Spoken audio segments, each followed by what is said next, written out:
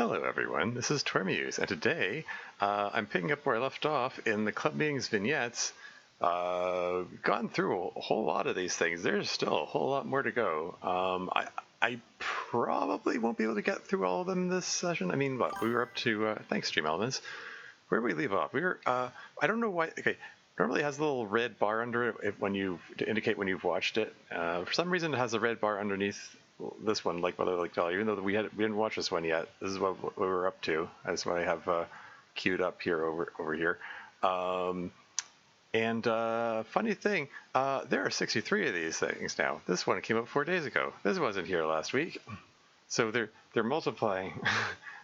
Oh no, I'm not gonna be able to keep up, or something. But yeah, I mean, last week we had the 48-minute one. Most of these are not remotely that long, so I don't know. Maybe I should have done some calculations ahead of time, finding out, like, is it ads? Yeah. Welcome in, Crazy Kelly. Yeah. Looking at the lengths of the individual ones, I mean, theoretically, if I don't go on too many Tormuse tangents, trademark, not actually trademark. Yeah, I might be able to get through these in one session. I don't know. Depends how committed I am. Depends how committed I should be. Ads over. Welcome back. This thing is going to show another ad break in another like 4 minutes and 8 seconds. This is the point in the stream where I have to kill a bit of time. How's everyone doing? Why don't I? Hold on. Let me just. I should probably. Just double checking to make sure the bot picked up the stream thing, and then I can exit Discord. Boink. There we go. Yeah. I can ramble on about cherry wine as I continue where I left off. We talked about that last week. Cherry wine being that fan fiction I've been reading about. It's the one that gets compared to turquoise all the time because it features a relationship between Sayuri and Monica, and also features Sayuri being bulimic, although it goes in a very different direction than turquoise went. And yeah, last week I was lamenting the fact that what the heck happened in chapter 21. I mean, minor spoilers and stuff, I guess. Well, maybe it's not minor exactly, but there's just this really weird moment in chapter 21 where the author decided they needed a medical emergency and have Sayuri have an anaphylactic allergic reaction to peanuts and have to go to the hospital. And it's just right the heck out of nowhere. And I was like, what? 21 chapters deep. Why is this the first we're hearing of her having an anaphylactic allergic reaction to anything? And I looked back over it, and there actually were 3 references, seemingly deliberately put in there to be innocuous to her having a peanut allergy. So it's not like there was zero setup. It's just the execution is just weird. Like she makes a passing reference to it in when talking to Monica as a fun fact about myself, and Monica reacts with surprise to it, like she had no idea. And then there's a reference to when she's taking stock of what food she can binge on without. As part of her, binging and purging process, without her parents noticing, and she makes a comment about the peanut butter. Well, it's like, oh yeah, I have to. Almost as an afterthought, like, oh yeah, I should leave out the peanut butter because I'm allergic, first of all. Like what? It's like an offhand, like after the fact thing, like the way she talks about it doesn't say, she doesn't react to it as if I eat this I'm going to die, is what I'm saying. At the fact that she even has it in the house, it's like, what are her parents doing? It's like yes, this is going to kill our kid, but peanut butter tastes so good, or something like that. It was like, why is that even in the house if it could kill her? Yeah, and the third time she's referring to it is refers to allergy is there's a scene where because she like Cherry Wine Sayuri is like obsessed with her weight, like obsessed. Like every chapter has her internal monologue is just constantly going on about the number of calories in like absolutely everything. Like Natsuki gives her a cupcake and she goes into full panic. Like she's externally she acts excited, but internally she's in full panic mode. Like, holy crap! Oh no, how many calories is that? I need to. Like she writes the number of calories down of everything she eats. So much cherry whining about her weight. Ha ha ha. Yeah. Yeah, there's a bit where Monica gives her a cereal or a protein bar, and sorry, like waits till Monica isn't looking and then throws it out. And then Natsuki asks her, like, why did you throw that protein bar? It's kind of weird. And Sayuri makes an excuse like, I have a peanut allergy, and I thought maybe there'd be peanuts in that, so I didn't want to take the risk, so kind of thing. And the way it's framed, it sounds like Sayuri's making up an excuse on the spot, and it wasn't like, no, really, this is going to kill me if I eat this kind of reaction, And Natsuki has a skeptical reaction to it, the scene, like everything about the framing of the scene says this isn't actually an issue that Sayuri has. Natsuki knows this is not an issue that Sayuri has, and like Natsuki knows that Sayuri is lying and like is like kind of like just like why are you lying about this? Like she has that whole reaction, and ad break is in progress, But basically, my point is the whole like deathly allergic to peanuts thing is not set up well. It's like there is a non-zero setup. There isn't the setup exists in some theoretical sense, but it's downplayed to the point where it wouldn't be suspected that this is a thing that would come up, and especially since when it does happen, and they're in this like, oh crap, Sayuri needs to go to a hospital moment. Natsuki asks her, where is your EpiPen? You're supposed to have it at all times. And I was like, wait a second, there's been zero mention of an EpiPen. Like, why are you talking about this as if this is a known issue that like the whole club knows? Oh, you're supposed to have it at all times. I out of curiosity, I did a search for EpiPen in the 29 chapters of this fanfic. That it is the only reference to an EpiPen in the whole thing.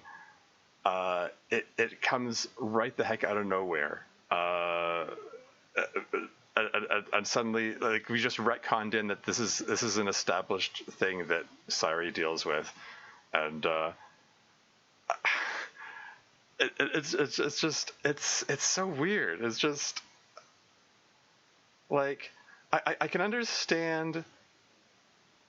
I can understand where the author Grape Soda, they go by the name Grape Soda.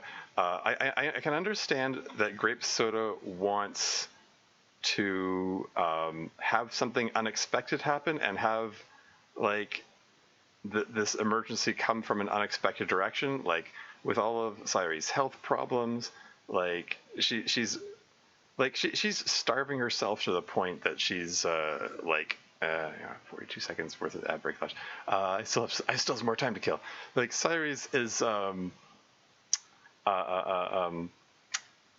like she's starving herself to the point that she's noticing the results of like the malnutrition, and including feeling faint, having memory issues, actually fainting a couple of times. Like she just straight up collapses onto the floor, and like you would think that if there was going to be some medical emergency that requires you to go to the hospital for plot reasons, you would think that the medical emergency would stem from the malnutrition, and like she's going to have a fainting spell and I don't know, hit her head or something. Um, I think like Grape Soda wanted to throw the allergy thing in there just as a sort of a curveball, so that it's just as so it's an unexpected thing. So it's like oh no, with all her other medical problems, the thing that actually takes her out is this unexpected allergy issue thing. And I can respect that. I can respect the desire as an author to be a little unexpected. I try to put ads over. Yeah, I try to be unexpected in my own writing. I get it, but it still needed to be set up better. It it's a neat idea. It's just the execution is just weird. Anyway, I don't mean to like crap all over the story here. It's a well written story. Honestly, I'm. It, I would like to say I'm enjoying it, except I mean it's a lot of really dark stuff and really sad. So I mean I have to use the word enjoy loosely with caveats. But I will say it's a well written story. At least for the most part, characters internally consistent, and there's an interesting narrative, and it's slow going, but at least it evokes emotional reactions, and there are some very well written there's some very well written internal monologue from Sayuri expressing her obsession with her weight and all this, and like it conveys vividly the impression that like Grape Soda, the author. I suspect that they must have gone through the whole thing, and yeah, it reads like it came from someone who has similar issues, shall I say? Has had a similar history as Sayuri's expressing, and very cool. It conveys it very well in a way that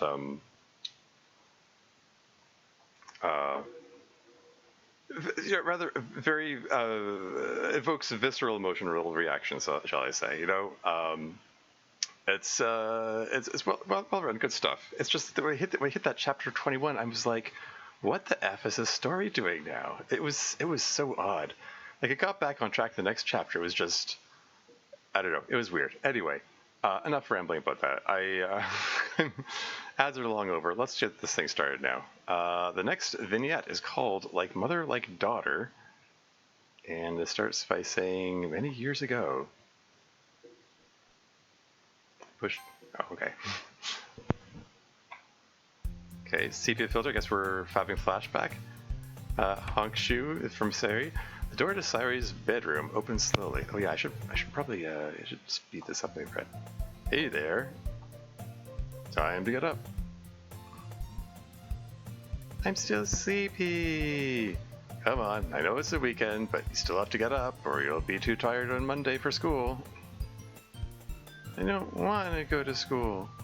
Well, you don't have to today. Where's Mom? You know your mom had a really hard scene last night. Okay, so her mom's still alive at this point. Like, the sepia filter suggests that this is a flashback, but that plus the fact that it's not showing a Sayuri sprite. Anyway, she's resting. I want to see Mom. Sayuri's mother bursts in. Who said I was resting? Dear, you're supposed to be resting. How can I be resting when it's a beautiful morning out here? And my little girl is still in bed. For shame. Up, up, up. Sayuri's mother throws her blankets off, picks her up, and stands her on her feet. Come on, get your teeth brushed and get showered. Otherwise, we'll never make it to the ocean. The ocean? The ocean? Yay! Sayuri races out of the room and down the hall to the bathroom. You really were supposed to rest. I know. I heard you talking, and I... I couldn't resist. Oh, she's getting the rain cloud treatment. She looks blankly ahead for a few seconds and shakes her head vigorously. Hey, it's alright. You've done quite enough parenting getting her moving as it is. Go and rest. I'll make sure she does the rest of it. ... If you don't rest, you'll just feel worse. No, this isn't just depression. I mean, it is depression, but something happened at work. Yes. Ooh, and she's she's a firefighter. She's a captain, right? Anyway, I saw something terrible. I'm sorry. Do you want to talk about it? Not right now. Maybe later. But I'm afraid of going and resting. Yeah.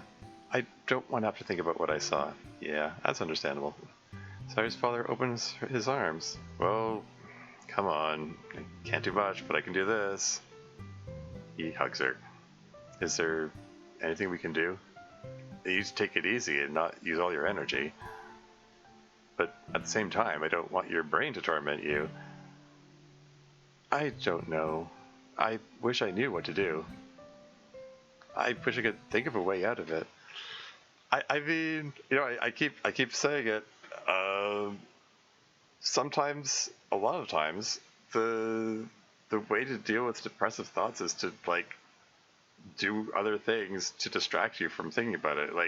There's a lot of merit in what Sayuri's mom is saying there. Sayu mom is saying there.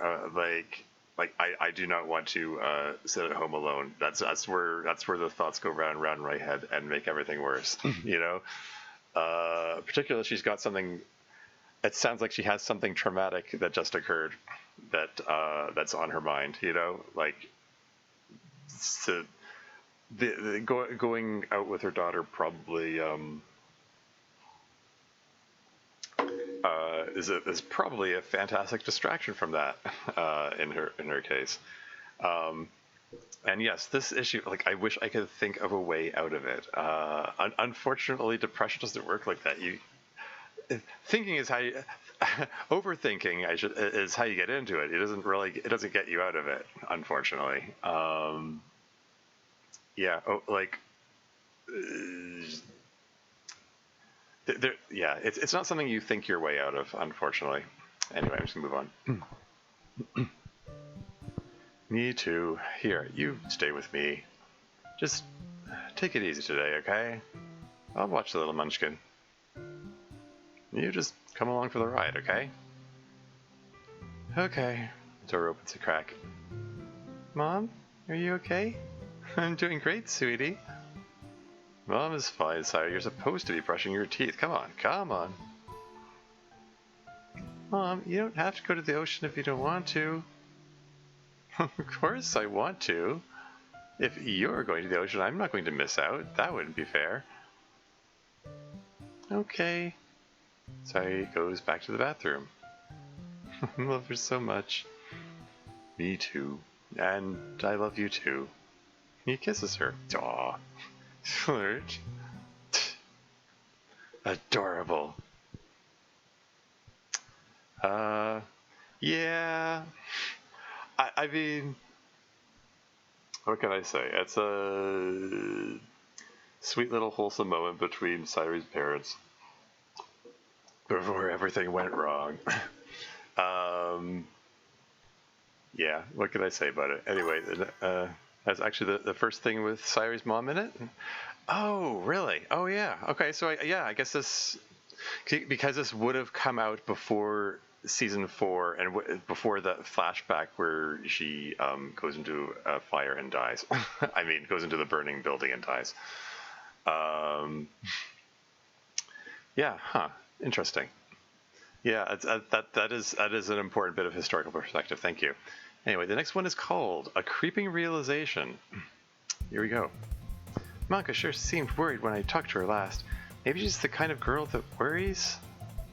She's always seemed like she's really together. I guess I don't know her that well.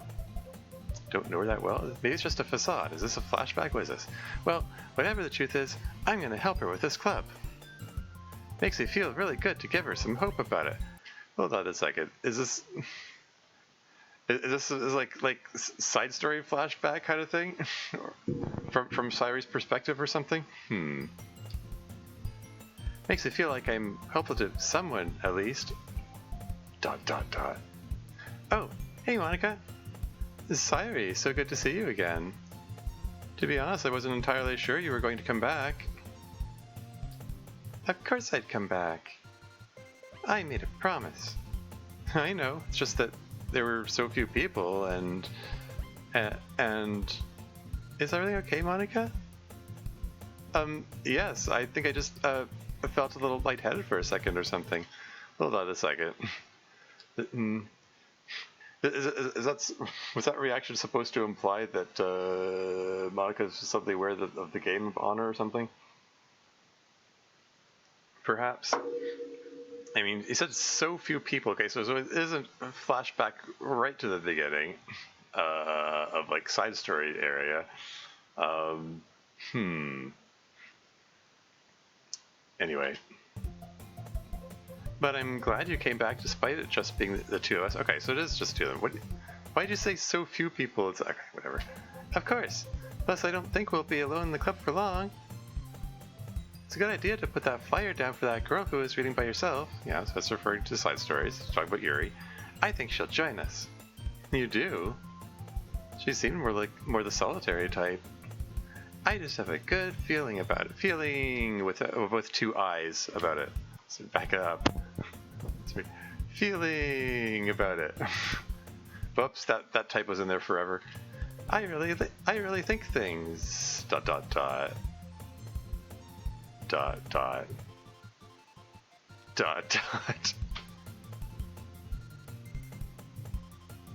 And Monica's reacting to it? Okay. Are looking up. Monica, something's wrong? What is it? Maybe I didn't get enough sleep last night. And I just have this creeping feeling that I'm forgetting something, like maybe I didn't turn in an assignment. Head on in and I'll join you in there after I splash some water on my face or something. Okay. Sayori goes into the club room. I know that. I saw her do it. Why am I talking to myself? Did I think that? What is this feeling? Hello? Is someone there? Oh man, I'm really losing it.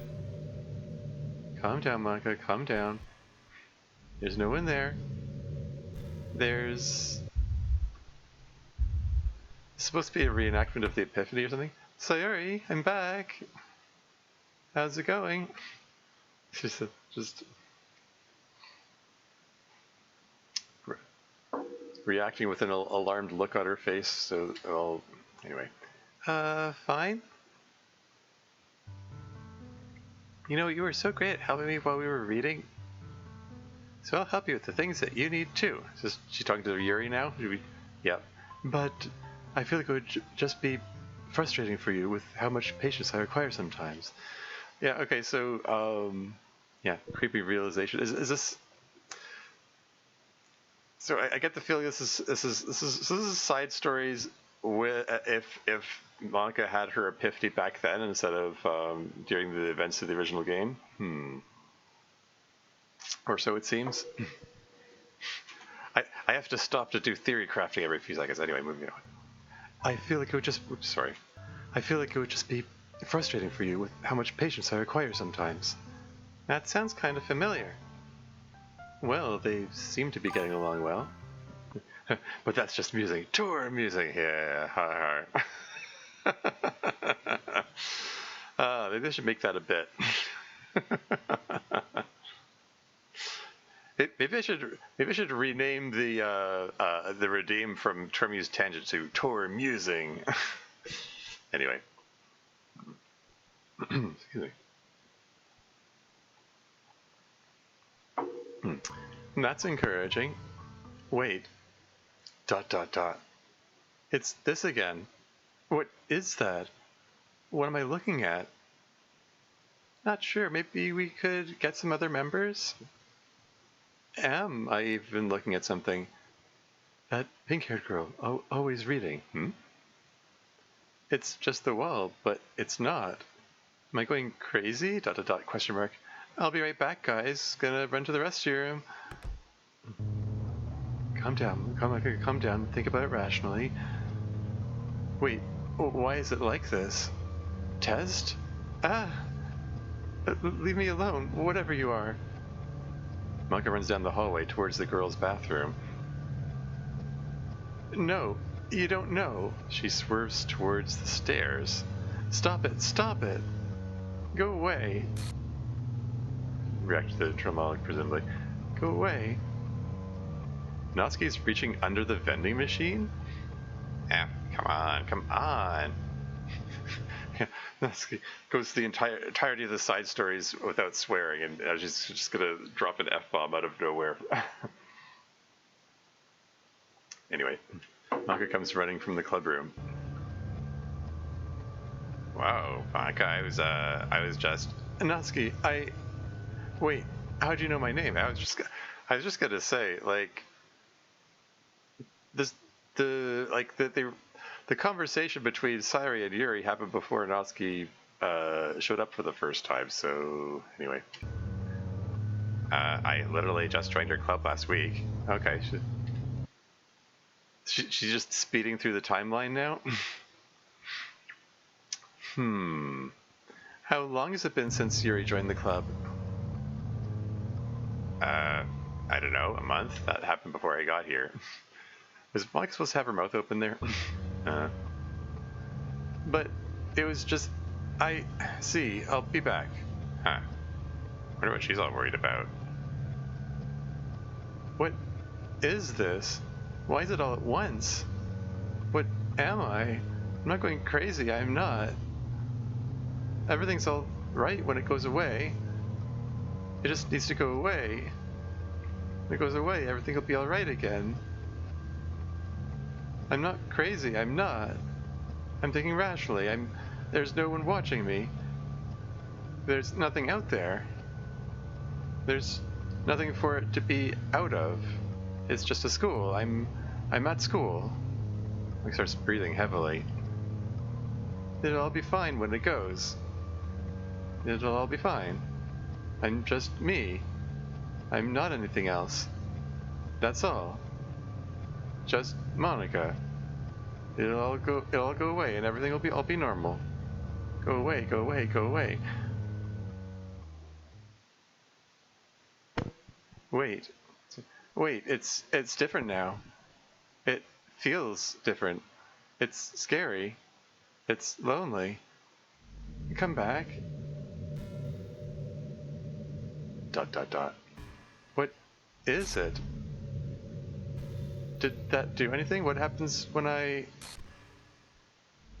Can I see it? Maybe if I could just figure it out. Monica? Are you out there?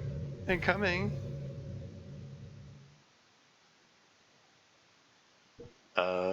Okay then. Well, that was a heck of a thing. Creepy horror bod with, I'm not sure what to make of it. I mean, it's like, that's supposed to be a simulation of what her awareness does, like jumping around the timeline, or we could have a little horror as a treat, sure. I kind of like so many other scenes that I've commented on. I've commented on the some of the mods within mods in club meetings that are like. I don't think this was meant to be a one-to-one representation of what it would be like if X, Y, Z. You know, like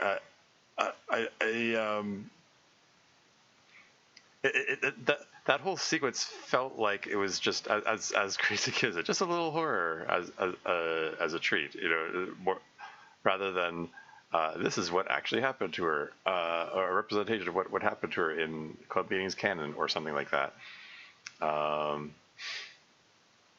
Yeah. Which in turn gives me some other ideas of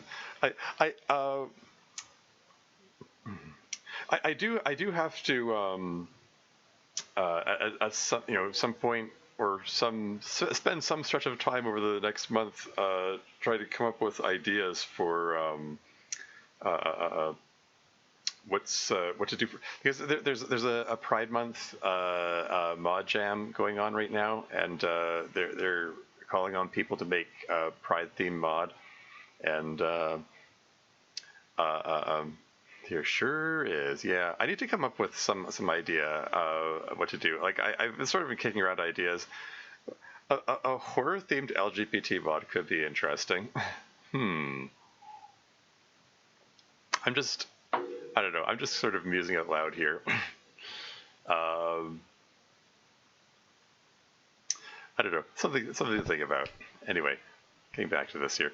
The following is not canon. And it's called Merry Christmas. Hi everyone, it's me, Ree. I hope you're having a great day today. It's a very special time of year. Gosh, it really came quickly this year, didn't it? That's right, it's a day when people from all over the world celebrate a feeling of positivity and togetherness. It's my birthday. And everyone buys presents for each other because that's what I would do for everyone if I could. Probably should have skipped it, but I have too much hubris. Oh yes, skipped the Pride mod jam. Yeah, I mean, I could just skip it. Like I've made 9 mods over the years. I already made a Pride theme mod a couple of years back, but it's like, in some circles, I seem to be known as the guy who makes LGBT themed mods. I actually, random thing, I got a DM from someone I never interacted with before in DDMC. He's the guy who's writing the mod. There's a mod entitled Homo Romantic, which is apparently it's going to be a mod about a romantic relationship between 2 guys, presumably MC and someone else, maybe Kenzo, who knows. And yeah, they messaged me out of the blue saying, hey, when this comes out, I'd be honored if you play it. And it's like, sure, I'll check it out. I mean, it's not often I get people messaging me, asking me to play their mods. Why not? Maybe I'll stream it someday when it comes out. I think it's slated to come out soon. With a mod like that, hopefully it's coming out in time for Pride Month. But I don't know. We'll see. Maybe I'll do it next Sunday if all goes well. But excuse me. Anyway, what is Rhea going on about here? I mean, she did have a birthday in season 4, and this again, like all these other vignettes, came out before season 4 began, or thereabouts. So, I mean, most of these, if you it doesn't have the dates here, but yeah, like 1 year ago, 1 year ago, 1 year ago, 1 year ago. You have to scroll through them for a while before you even get to the one where it says 11 months ago.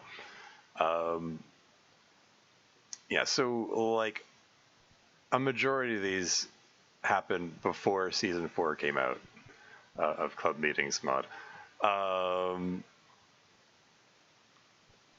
And what am I saying? Yeah. But what is really going on about here? She's saying that this is what was Christmas 2024, as I recall. Wow. Yeah. Huh. Yeah.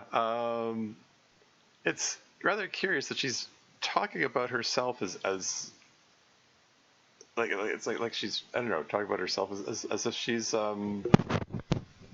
dare I say, as if she's Jesus Christ, the individual who's honored on Christmas Day.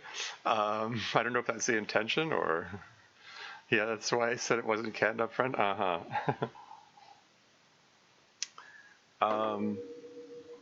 Sorry, instantly. for some reason, okay, Twitch added something to the Twitch dashboard. There's this notification thing here. It keeps alternating between a pop-up message saying "cheer your way to the top" and gift a subscription, and it keeps going back and forth, and it's freaking eye-catching. Like it keeps flashing at me, and it's obnoxious, and I don't know why it's there. Like Twitch really wants me to gift a subscription to someone or something. I don't know if I had some assurance that it would go away if I click it. Maybe I don't know. It's really annoying. Anyway, it's eye catching and is distracting and annoying. Anyway, I'm gonna move on. It's really nice that they decorate and everything for me too. No, I'm just kidding. I know it's the holidays, the big one today. My birthday just happens to be December 25th. Wait, really? Let's see what everyone's up to today. Wait. Wow, it's a full house here at MC's place. MC and Sari are here in the kitchen making some tea for everyone else out in the living room. Sari's dad is over, of course. MC's parents are here, and his sister's here too. Nice cozy 6-person Christmas. It looks like MC and Sari might be flirting a little more than they are making tea, though. Sorry, blushing there. I am so jealous of them sometimes. They are such a cute couple. Kenzo's working on his car. ... I mean, at some point it seems silly to make jokes about it. Ouch. He obviously enjoys it, and he's going to keep doing it. Who are we to poke even gentle fun at his hobby when it brings him so much happiness? Moving on. Another big family story here at Yuri's place. Besides Yuri bringing Natsuki, Yuri's uncle has also brought a date. Oh, is that so? We're getting Yuri family deep lore?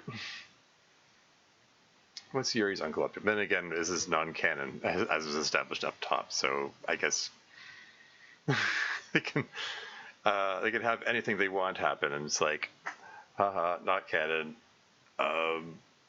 Whatever date that her uncle has, it's like, anyway, move on. She and Natsuki bonded pretty well, it seems like. Yuri's grandparents are here too. It's cute how nervous Yuri gets about Natsuki meeting her extended family. She's even more nervous than Natsuki is about it. Here at Ayami's place, they've made a nuclear weapon. Exactly. No, I was just thinking something along those lines, like some ridiculous, fantastical event is happening over here. Not canon. Anyway. She's even more nervous than Natsuki is about it. Natsuki's dad isn't here, though. He's spending his Christmas with Fuyuki at his apartment. But they're actually having a great time. They're watching old horror movies. It's a weird holiday tradition they have. Maybe next time Yuri can join. Yeah. Poor Miss Ida. She lives so far away. Her parents invited her to come to Christmas, but they live on the other side of the country. Plus, Miss Ida is using the break to catch up on her teacher stuff.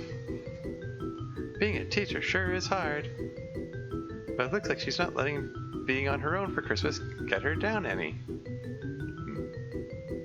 I guess she couldn't be there to get in on the Christmas at Dosky's dad's place.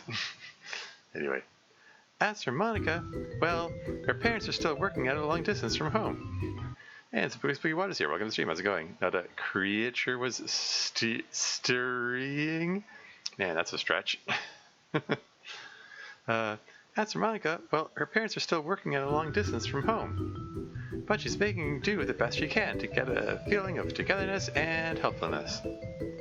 She actually got invitations to join Yuri's house or MC's house for Christmas, but she decided to be here instead. Is that so? She likes to go out on Christmas and volunteer for the needy. Huh, interesting. I mean, it's non-canon, but the idea of like MC and Yuri inviting Monica over just because they know that she's on her own is interesting detail. non-canon, so I guess I can't read too much into that. But if this is non-canon, who's writing it? Is Ree writing this story? But Ree wouldn't know what people are doing. I don't know. Street? Yeah. She's downtown right now, helping out at a charity kitchen, which also tries to provide gifts to people who come in with their children. She's so kind. That's a good piece of inspiration to leave on. It can be a really frustrating and stressful time of year, but don't let it get to you. Remember that it's supposed to be about kindness and generosity to everybody. So pretty please, go out of your way to be nice to everyone today. Do it as a birthday present for me, okay? Happy holidays and be safe. Well, there you go. The next one is called Sports Room Aftermath. Uh-oh. Are we talking about the end of the season 2 scene where MC and Sayuri got trapped in the they got accidentally, but I'm not convinced that it was actually an accident, locked in the sports room overnight, and then situations occurred between them. Anyway, we were going to snuggle for warmth, Monica. Couldn't you guys still do that, except like in a bed at one of your houses? Did Monica just fail to focus change there? In fact, have you guys already done that on past occasions? Now come on, let's go. It's getting super late. It was going to be different and special, though. It's already a bit different and special.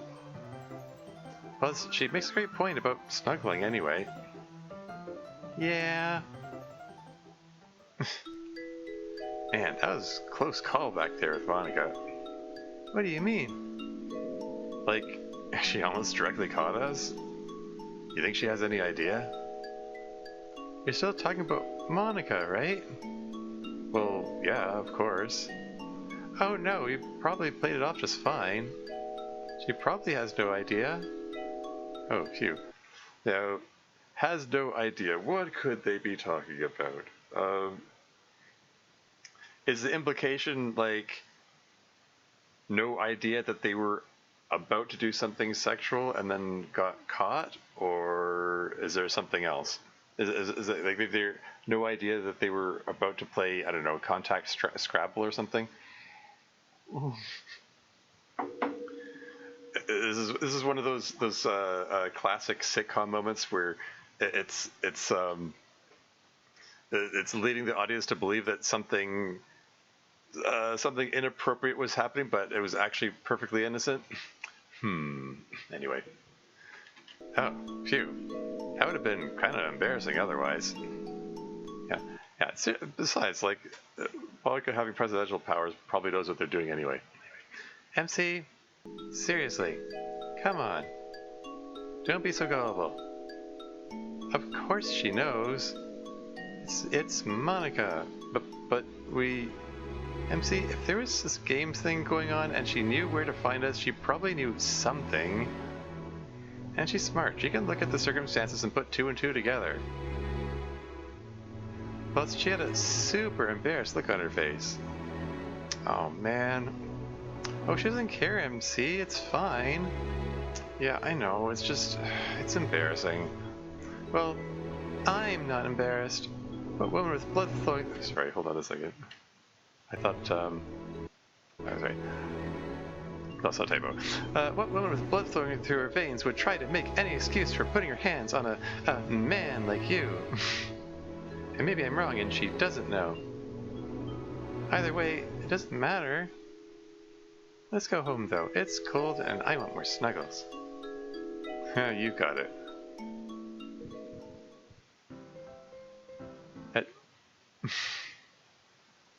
I'm sorry, wait, what? That wasn't the end of the vignette? Okay, there's more, alright. I finished the comparison. Differences are highlighted. Thanks, Yuri. I'm pretty sure this will work. I hope so. I would not want to lose Masita after all that. ... all that. Okay, so, So this really is like Sports Room Aftermath, as in end of season 2, when Miss Ida had to delete herself in order to bring the game back, supposedly. And Monica and Yuri had to figure out how to reconstitute her. Anyway, I hope so. I would not want to lose Miss Ida after ... all that. We won't. And, well, allow me to express my admiration, Monica. For what? For doing this. You're both a genius and a hero, in my view. Oh, well, thanks. I just feel obligated. I understand. So, Sire and MC, what were they doing in there anyway when time was frozen, like you said? Hand-holding? Dare I suggest something so scandalous as them getting to second base? Oh, no, they were having sex? Exclamation points. You mean, yeah, like sex. Oh. Okay then.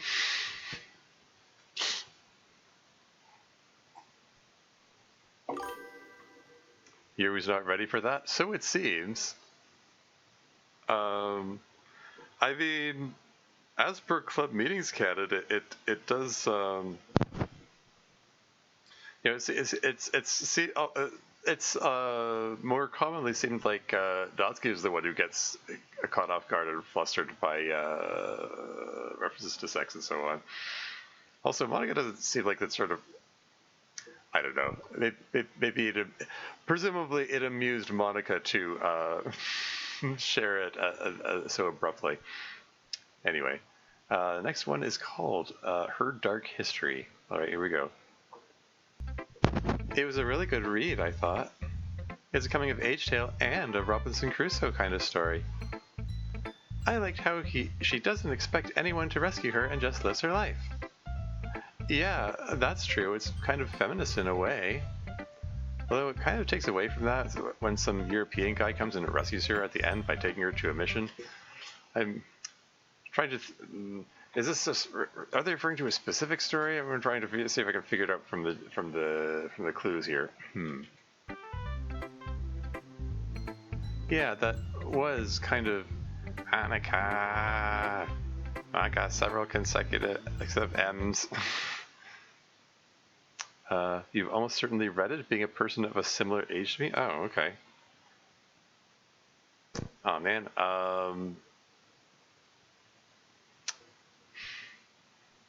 Okay, moving on. Excuse me one moment. ... You gonna get the ladder or what? I left the stepladder in the closet just in case your manga got moved again. Well, it's not here once again. I don't know why, M-. Fine, fine. I don't want to argue. I'll just get the manga down for you. We can look for the stepladder later. Hang on. Manga stands on her toes and reaches far into the top shelf. Someone really buried your stuff back here this time. Sheer evil, whoever does this. Yes, yes. There's so much stuff in the way. Some kind of set of scales? Some old books? Here, hold these for a second. What is going on here? Oh man, this is a lot of old books. What even are these? No idea, but they're in the way. Dictionary, wow. Forgot these still existed in print. Hey, Natsuki, how dare you make me feel old? I mean, growing up, I kept it. This might sound strange, but I kept a dictionary under my bed. It's how I learned a lot of words, learned a lot of vocabulary. How dare you do this to myself with my own writing? I mean, yeah. Anyway, moving on. Old yearbook, another old yearbook, and oh, what's this? Another old ... You've gone ominously quiet. Shh, hang on a sec. ... Oh my god. What now? I'm getting your manga as fast as I can. Doki Doki Unkslop? Yeah. That's how it goes. Forget the manga for a second. Get back down here. God, what? Shut the F up. Look. ...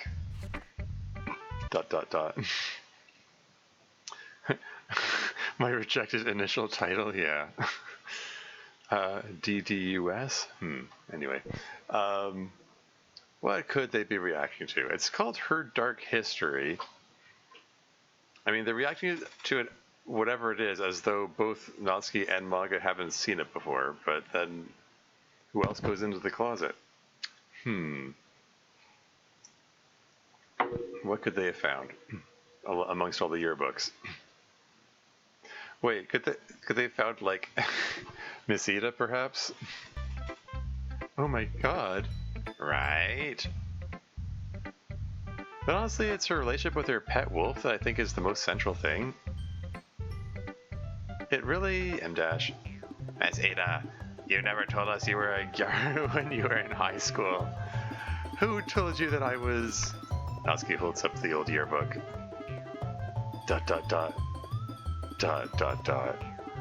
Fine, I may have looked a bit like Gyaru in high school. Oh, let me see. As Uri is discovering, I'm not sure you just looked like one. The various images and written pieces that mention you seem to form a rather coherent picture of M-. Okay, yes, I may have actually been a severe Gyaru in high school. I thought it was cool that way. Other people thought it was cool too. You kids are smart and don't feel as much need to fit in, I know. Mostly. Yeah. Isn't that like how do I put this? Someone who takes on a especially girly kind of she was cool that way, yeah. Like overly feminine, girly kind of look, or am I thinking of something else? I feel like I need to double check / confirm the meaning. Forget AI overview.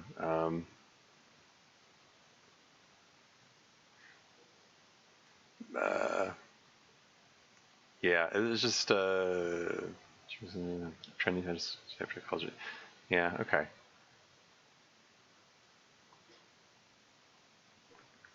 Yeah, pretty much. Marin from Joseph Darling is kind of cosplayer. Yeah. What is it here? Minus AI. Yeah, good question. Can I do that? Just type -AI and have it. Okay.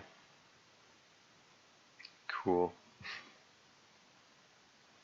Probably have to get in the habit of adding -AI to my searches. It likes putting AI overview like at the top of everything.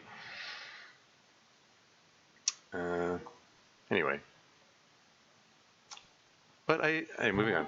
I definitely felt a need to feel like I fit in, and I didn't think that anyone would accept me for just being me.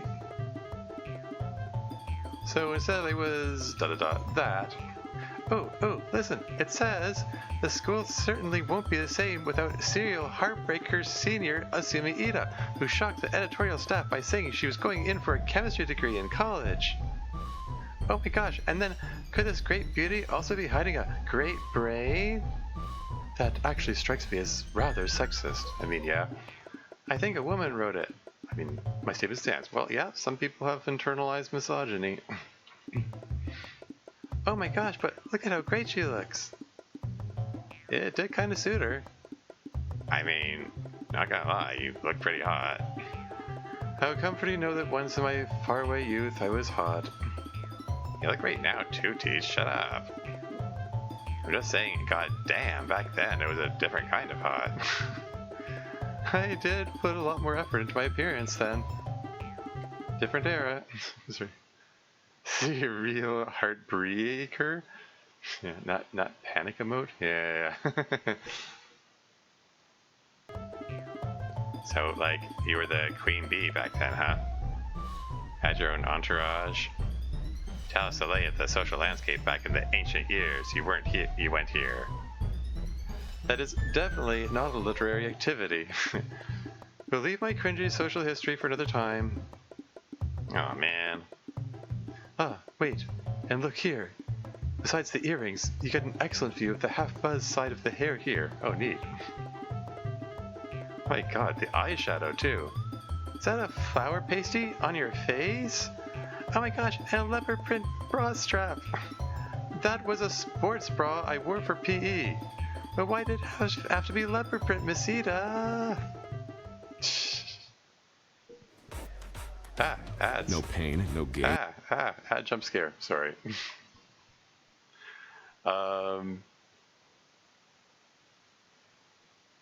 Yeah. Basically, by reading of my understanding just from the Google searches, yeah, it's kind of like the Gyaru look is sort of it's a departure from traditional like Asian styles and trying to look more flashy, over the top kind of look kind of thing. Particularly added in descriptions due to Suo making art of Gyaru. Oh no.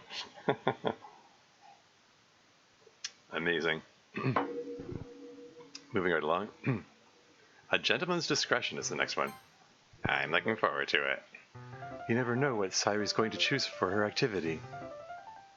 Well, I have to have my name pulled first. Is everything well, Sairi? Perhaps I should ask, is anything out of the ordinary unwell? No, well, actually, yeah. I'm just still really nervous about college coming up and what will happen when we all go our separate ways. No. I'm worried about being lonely. That's all, nothing serious. I talked to Monica about it for a while earlier today, so I don't need to vent about it or anything.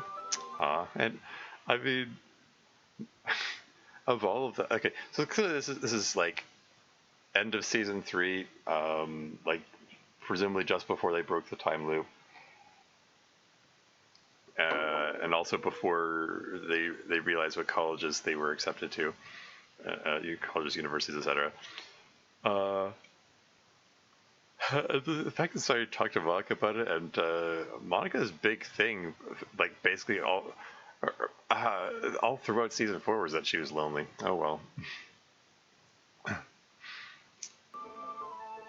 Well, thank you for sharing it with us. ... Well, that actually reminds me. I have a thing I still need to do. Gotta head out. See you guys at club. Bye, Natsuki. That was sudden. Well, it's getting to the end of the lunch hour. Oh, focus change failed. And her Sairi's mouth is still open. She's just so shocked at Natsuki's sudden departure. Anyway, I have something that needs doing myself. I will see you all soon. Bye, Yuri. Sorry. Man, why would anyone schedule anything that would cut their lunch short? You're not going to leave early, are you?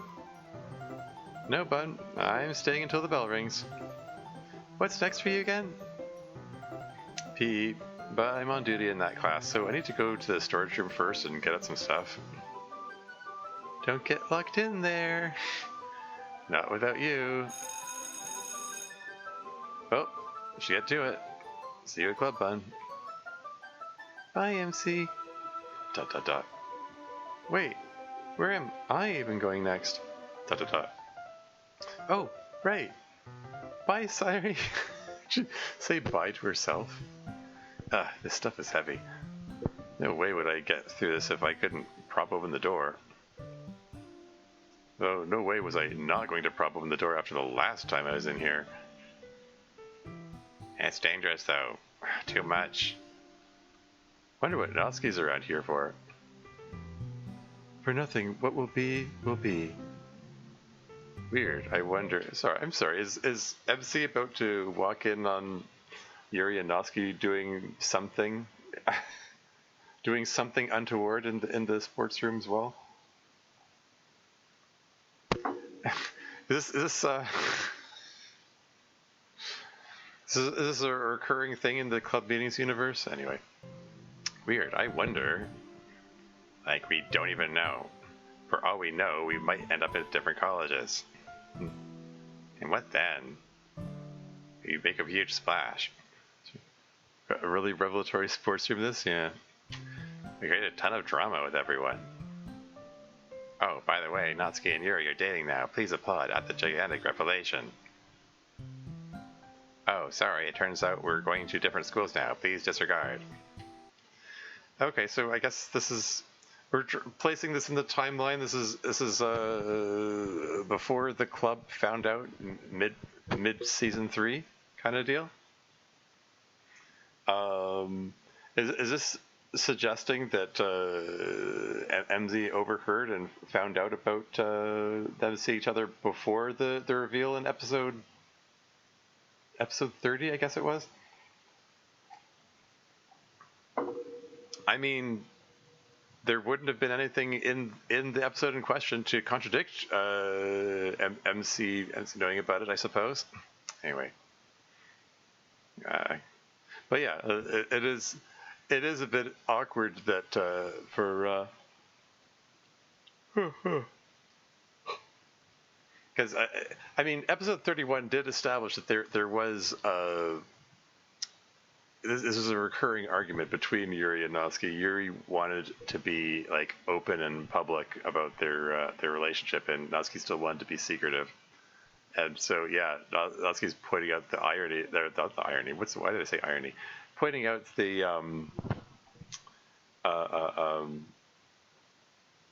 just the general awkwardness of like coming out only to have to immediately separate. But yeah, anyway.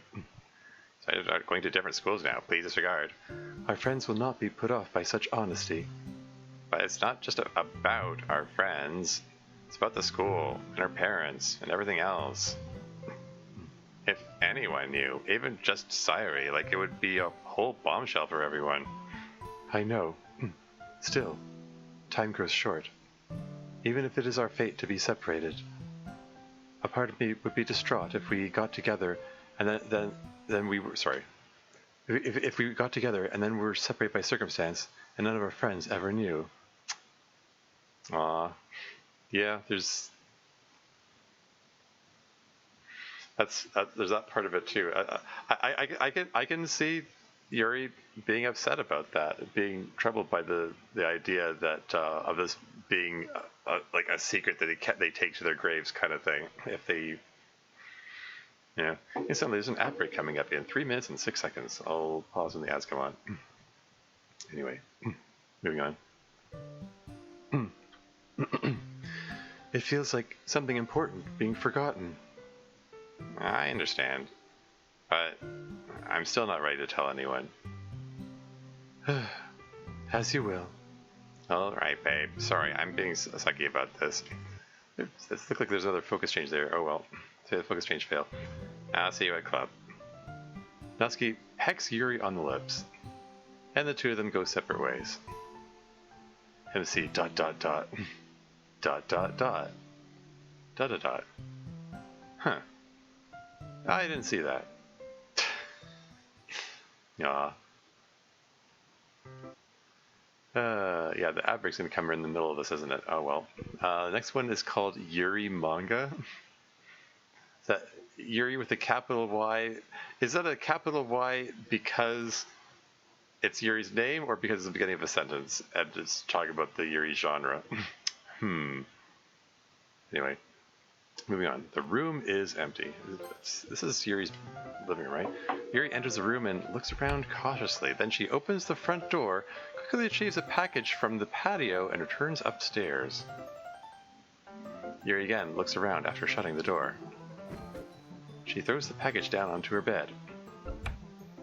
Yuri, dear, are you in here? Yes, Mother. What is it? I thought I heard someone open the door. Was it you? Yes, I in turn thought I heard something on the patio, so I went and checked. And everything's fine. Everything is fine, Mother. It's like Yuri not wanting to. Okay, she picked up a package. Is this like a package of knives, perhaps, that she ordered, or something like that? Clearly, she doesn't want her mom to know that she just picked up a package, but she looks relieved that she's spared the conundrum of possibly having to consider lying by being able to honestly say everything is fine. Anyway, everything is fine, Mother. All right, I'll leave you alone now. Yuri's mom closes the door. Yuri quickly opens a package which contains some long, thin paperback books. Oh, okay. She begins reading. Let's see. What was happening in the last one? Ah, right. I remember now. Edward, Edward, Edward, will you never mature? Have you not learned enough lessons? You think that losing actual limbs would be a personal growth opportunity. And ad break is imminent, so this looks like a fantastic time to take a break. I will be right back. Oh, right, I should see about having some music. Shoot. Frig, where did it... I should have gotten it ready ahead of time. Where was the No, it wasn't there. I remember like there it is. I don't know. Let's just put the main clubroom theme on, I guess. Wait, that's not what I thought it was. Oh, this works too.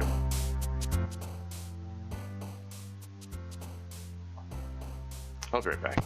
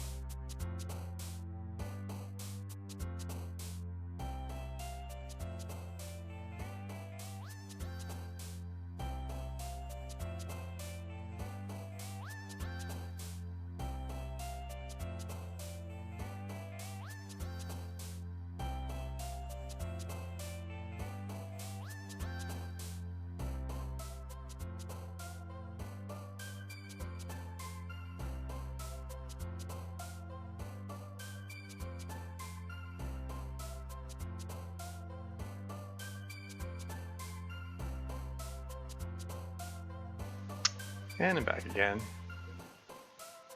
Okay. Yeah, that's enough of that. Welcome back. Thank you. Excellent non sequitur line. Sure. I mean, more than it being a non sequitur, it's a nice line to take out of context. Yeah, I was wearing, incidentally, I was wearing bathrobe earlier just to kind of to cover up the shirt. I'm not sure if the webcam picks it up. It is like wrinkled as hell. It's I found this shirt when going through the closet looking for something else, and it was under a pile of junk, like non-clothing junk. I was like, why is this shirt here? It was kind of odd, but I figured I'd put it to use. It was like very wrinkled. I'm not like I wouldn't wear it out, but maybe I'll wear it on the stream where it's going to be recorded for all eternity. Oh well. Anyway, moving right along. Yeah. So, considering the title is Yuri manga, presumably these are manga that Yuri is reading. Is this something that Natsuki recommended to her? But she's also afraid of her mom finding out about them? Anyway. You'd think that losing actual limbs would be a personal growth opportunity. It's a heck of a line. Yuri continues to read. Hey Yuri, everything good over here? Yuri has her book nonchalantly covered by her arms. Yes, everything is fine. Reading anything interesting? Yes, it is a fantasy story. There is a very interesting magical system in this universe. Or perhaps it is more accurately described as a scientific system. What is this? I am being evasive facial expression. Anyway, a highly regimented quasi-magical system, perhaps. The heroes of the story are on a quest for power. Well, that always goes well. They will surely not be punished for their hubris. Surely. Alright, well, I just wanted to check on you and see if you need anything. I know you usually prefer to be left alone during club free time. Indeed, but I appreciate the checkup. ... Yuri uncovers her book and keeps reading. Natsuki is sitting happily on her bed watching. Watching what? Okay, done. So, what did you think? It was excellent. I really liked the relationship of Edward and Alphonse best. Okay, so it's Full Metal Alchemist, I believe. Is that? I mean, the reference to losing limbs earlier probably. I mean, I started to watch Full Metal Alchemist. I started to watch that show like ages ago, and I had difficulty getting into it. I just found the protagonist annoying. Sometimes I think, man, maybe I should try picking it up again. But I don't know. Sometimes I never got around to it. Like I'm told it gets better later, but I can see stuff being set up and grander plots being set up in the beginning and so on. Decent is how I would put it. Yeah. Anyway, moving on. I really like the relationship of Edward and Alphonse best, plus the effort that clearly went into the environment. Amistris is practically its own character. In short, I thought it was delightful. Very well told story. That's awesome. So, how does it stack up with the others you've read so far? Well, I liked it better than the first one I read. The rom-com with the two girls. She's about to say Yuri. I mean, I guess we're not going to name the story in question. Which one? What rom-com with two girls could Natsuki be referring to? Yes. Regrettably, perhaps, I must report that I also liked it more than Parfait Girls. Oh, don't worry about that. I could have predicted you'd like Full Metal more than Parfait Girls. It's a far more Yuri-centric manga. Indeed. It was absolutely wonderful. That's awesome to hear. Manga is finally literature to you now, huh? Oh no, absolutely not. Not remotely. Ah. Yeah. Sorry. Hey, pause. Yeah. I don't know. I guess Natsuki could have been. She wasn't referring to Parfait Girls as the Yuri or rom-com with two girls, is she? Presumably she's referring to just some other generic Yuri manga or something. Incidentally, I just started watching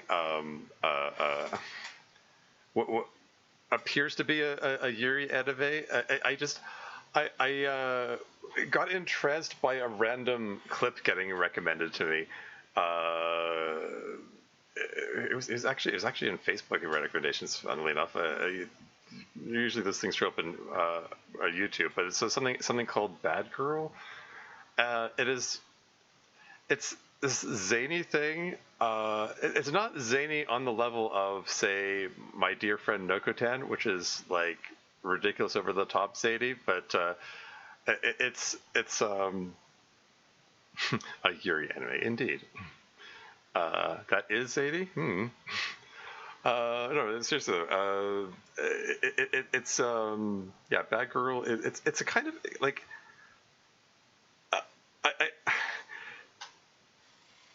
It centers around. I guess it's supposed to be. I guess it's an all-girls school, and it's sort of like everyone seems to take for granted that the girls like each other, and that no one questions it or says anything about it. But like the characterizations are just so silly. Like the main characters is someone. This goody two shoes type of character who is trying to get the attention of the senpai, this girl that she likes, who's like class monitor or something. Like she's like an older girl who's she's supposed to monitor the students for like rule violations or whatever. And so the main character decides to take it upon herself to remake her image as a quote unquote bad girl, as a delinquent. So to get the attention of the girl, and but she just absolutely fumbles everything constantly. Like she's like total girl failure at being a bad girl. Like her like there's this funny bit where she's trying like to Google search how to be a delinquent, because she doesn't know how to deliberately do things wrong. And it's just very silly. But it's I don't know, it's delightful, it's entertaining. So I've only watched 2 episodes of it so far. There seems to be only 1 season, but it's fun. I think it just came out last year, but it's kind of goofy. I know. I just wanted to bring it up. I'm gonna resume. Anyway, the next is called Eat a Mailbag. All right, are we live? We are. Awesome.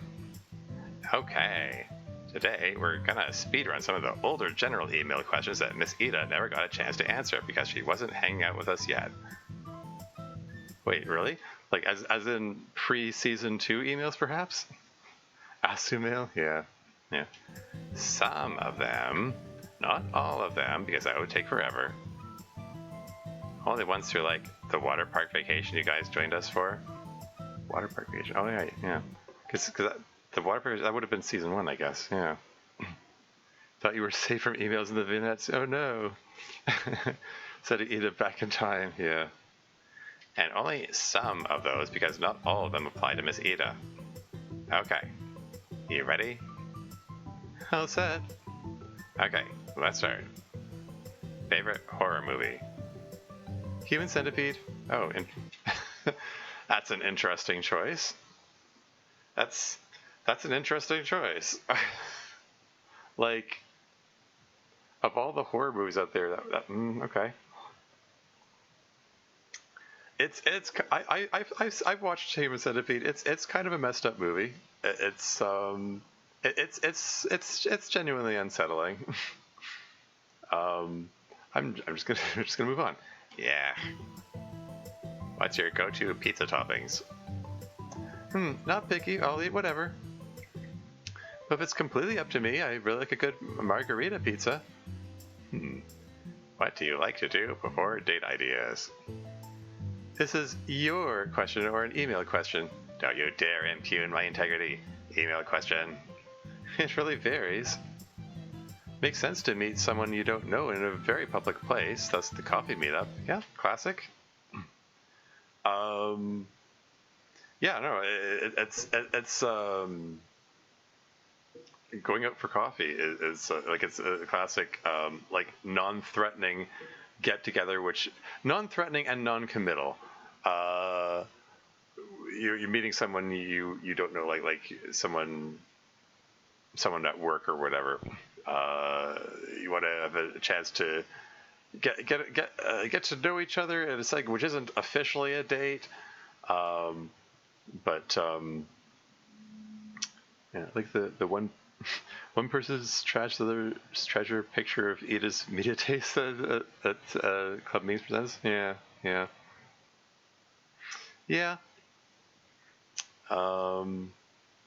Cool. Anyway, moving on. And then at the coffee meetup, you can make sure the person is reasonably safe and set up a more date-like date.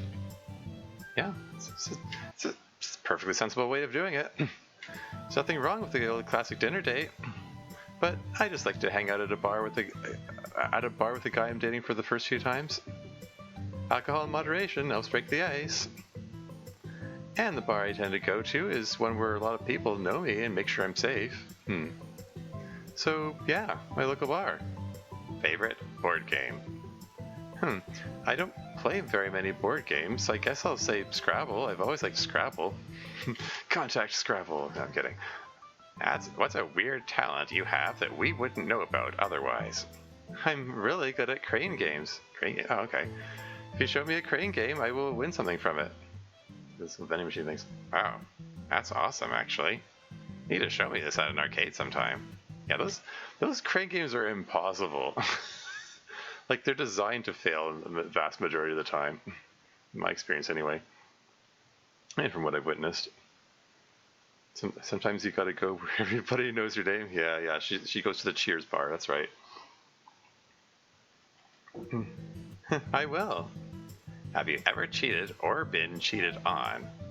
I have never cheated. I have been cheated on. Aw. Recently or ... No, this was back in college. Oh. I already know, but for the viewers at home, what's your birthday? August 22nd. Is that so? Which is your favorite ship among Literature Club members? Favorite ship among Literature Club members? I hope Miss Ida has the option to veto that one, because like that's kind of a creepy question to ask of a teacher of her students. Like, okay, anyway. I could never play favorites with you guys. I wish all of you happiness. Oh, coward answer.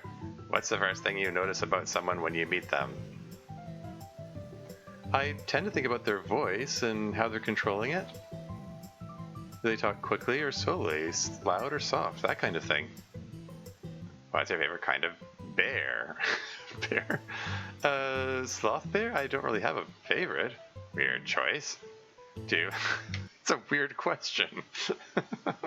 Anyway, you like metal bands, and what's your favorite?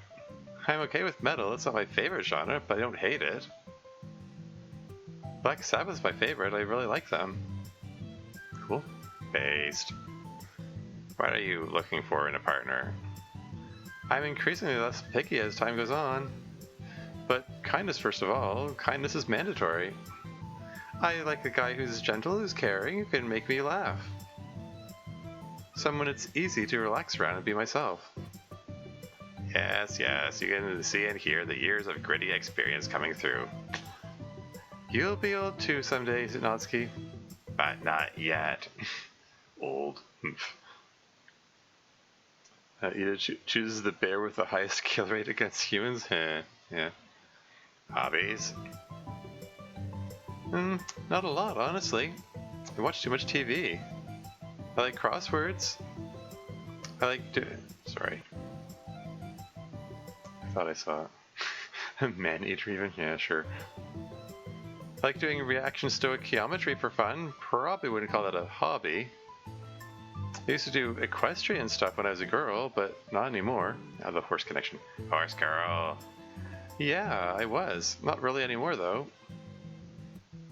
These days, I guess the main thing I spend time on outside teaching and running this club is trying to learn to do handy-type stuff around the house. I live on my own, so it helps to know how to do small repairs on your own. A little bit of carpentry, a little bit of electrical knowledge, a little bit of plumbing knowledge. That stuff goes a long way. So I read up on that type of thing and watch videos online. Smart. Who would you meet if you could go back in time and meet anyone? Louis Pasteur, easily. Oh, interesting. Which one is he? I mean, the one who originated pasteurizing. I mean, whole germ theory and everything. I don't know. Again, interesting choice. Like out of everyone in history, this is the one she immediately gravitates to. Anyway. Even pasteurization, Natsuki, that one is so easy to remember. Right. Pancakes, waffles, or French toast? French toast. You could have any pet, what would it be? Well, it's probably just on my mind, but I would love it if I could still have a horse and go riding sometimes. I miss that a lot of days. Horse. Favorite superhero? Not sure, really. Iron Man, I guess. You and Yuri both. Weird. Favorite piece of classical music? I don't really know the name of it, but it's the one that plays in the intro to the movie Amadeus during the opening credits. It's very dramatic. Hang on. Internet search says Symphony number 25 in G minor. No idea what the name is, but it's a great song. How do you feel about lewd DDLC art? Again, it's like weird questions to ask a teacher of her students. Me faking not knowing what piece that is? Yeah, sure. That's funny. I suppose you have the whole thing memorized as well as the title. Anyway, I suppose it's inevitable whether I approve or not. It's just you were also young. It seems very off to me. Got it. So spicy this Ida art instead. I did not say that. If you could live in any other country, where would you live? Germany. Interesting choice. How tall are you? 172 centimeters. Hold on a second. Okay, yeah. I mean, I'm in the neighborhood of, like, I'm 6'2", so that's. I'm just trying to. I'm in the neighborhood of like 185 centimeters, I guess. So yeah, she's a little shorter than me. Okay. I'm just trying to. Does she know she didn't not say it? Yeah.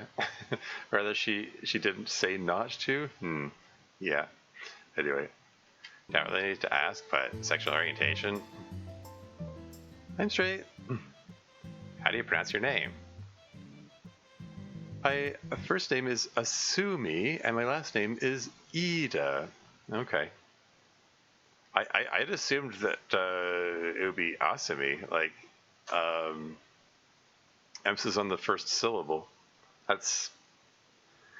I mean, not always it seems, but for the most part, my understanding is that in Japanese that the first syllable gets the emphasis.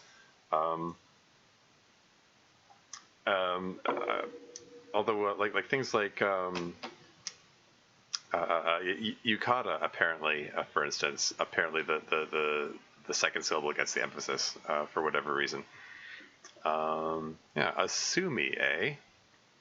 I had assumed it was Asumi. Oh well, okay, I'll keep that in mind. First name is Asumi, and my last name is Ida. Can you sing? Only after a few drinks, and that's only halfway good. Favorite ethnic cuisine? American, hamburgers especially. And finally, what animal would you use as a metaphor for yourself? Tiger. What? Why a tiger? I don't know, they're beautiful and strong. And can rip a man to shreds in seconds. Sure, I'll take that as an added bonus. Wow, that's plenty for now, I think. I can chew you up, yeah. Boy, chew you up. Anyway. Got 2 more fake in-game years of this stuff to go through. No need to do it all now. Thanks for taking the time out to answer these, Visita.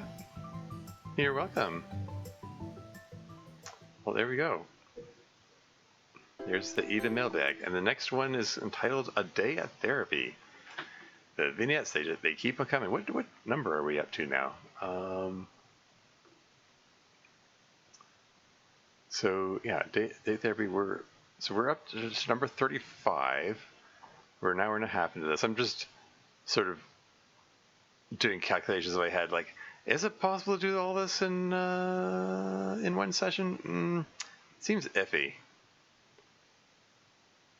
Let's see how we're doing at the 3-hour mark, and then gauge whether I should push on or if I should leave off till another past halfway point. Yeah,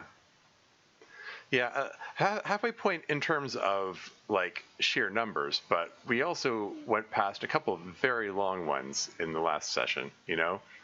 So, like, the rest of these are comparatively short. So, possibly, if, I don't know, maybe it's possible to push through. We shall see. As you guys indeed already reviewed every game, yes. Next one's pretty long, I think. Financial adulting is next? Is it the worst one? Oh, no. Oh, we'll see about that. Anyway, moving on. Pretty good week. Pretty uneventful. Not too much out of the ordinary happened. Just kind of a lazy summer week.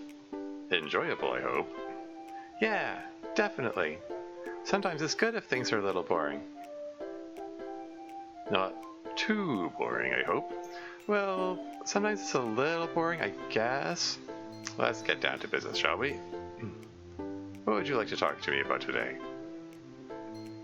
Honestly, I don't really have any good ideas. I feel like we've covered everything a bunch of times. Yeah, it feels like that sometimes in therapy, honestly. Like, there are a lot of topics which come up so frequently. It's like, yep, that issue is still a problem. And yep, we've already kind of talked that issue to death. It's just an ongoing thing because you have to manage it from week to week. Yeah, if it's Fiyuki, I'm not sure what that's referring to. Anyway, covered a lot of things, but if I've learned anything, it's that people are complicated. It's impossible to cover everything. You just said it, sometimes it does get too boring for you recently. What's that like? Oh, sometimes I really don't have anything to do. And everyone I know is busy, or can't hang out. And my dad's at work, and I don't really have plans or anything. Then I get bored. And what do you do then, once you get bored? Well, I guess it depends. If I'm having a good day, I try to find something to do. Play games, or I read, or I try to do some chores. I usually don't get very far with the chores if I try to do those.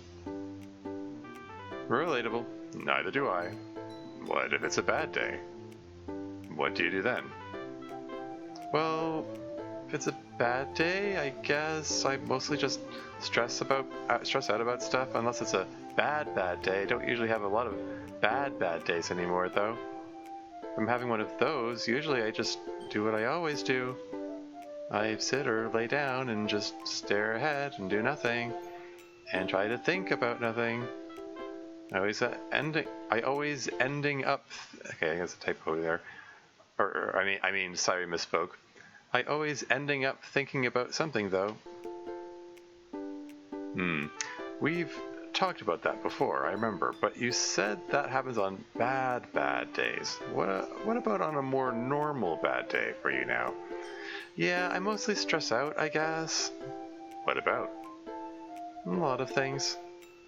Whether my boyfriend will get too interested in other things besides me in college, whether I'll fail out of college, whether even if I don't fail out of college, everything will be completely different and scary, whether I'll get along with my roommate, whether once I get used to college being different, I'll graduate from it and everything will be different and scary again, whether my dad will be lonely while I'm at college. You know, things like that. I see. That's a lot to worry about all at once. Well, I don't think about it all at once. One thing kind of leads to another. What do you think will happen when you get to college? Do you think these worries will follow you there? Some of them probably. Till I finish at least one semester, I'm definitely going to be worried that I'll do badly in class. And the rest of it? Who knows? I'll probably be too busy worrying about specifics to worry about most of that stuff. Very true. If you're only really stressing out when you're bored, at least college will mean you're not bored most of the time. Yeah, that's probably true. So how's everyone in your life? Your dad, MC? Dad's fine. I can tell he's a little worried about me going to college. But he's making a big show of supporting me being on my own. MC's doing pretty well. Sometimes he acts a little distant. Sometimes recently he looks like he's internally freaking out but trying not to show it. Foreshadowing, perhaps. This does predate season 4. Anyway, do you talk to him about it? Yeah, he always says there's nothing wrong. He's such a guy about it. I know exactly what you mean. I mean, as I keep saying, I'm not a fan of like gender roles and stuff and gendered whatever. It is a little maybe season 4 plus for a date foreshadowed. Yeah, it is a little odd for Sairi to talk about hiding one's feelings as being a guy thing when she herself spent her entire life hiding her feelings. You know, clearly it's not a gendered thing. You know. BRB Dog Walk, yeah. Have a good one. Yeah, you'll miss the vignette which you said was the worst one, but we'll see. Anyway, moving on. I know exactly what you mean. Well, I'm sure you'll talk about when he's ready. What about your other friends? Anything new there? No, not really. What about Monica? Ready to tell me about what the really bad thing she did to you was? I don't think I'm ever going to talk about that. I understand and respect that. It's just that even therapists get curious. Especially about something that sounds pretty traumatic. Yeah, I mean, she can't tell about, Monica, like, killing her, etc.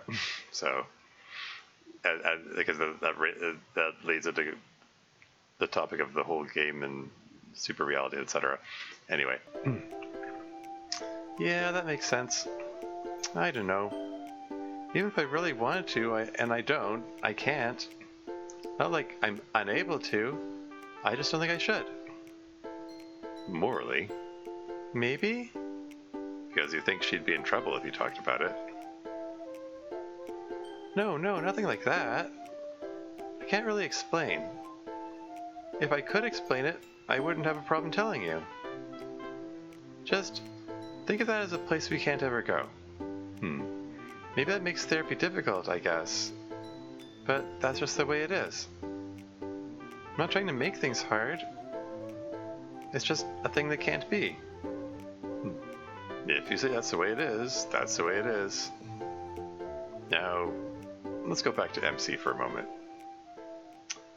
That's an auspicious end to that scene there. I mean, it's interesting. I don't know if we ever actually got a full conversation about between Sayuri and her therapist about her inability to talk about certain things. So yeah, interesting. Anyway,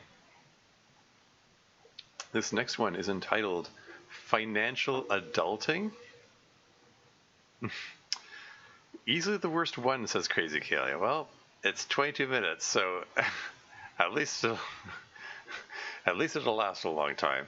Maybe I should turn this here. I'll turn the speed up so we can get through it a little faster. There we go. Take the edge off whatever horribleness we're in store for.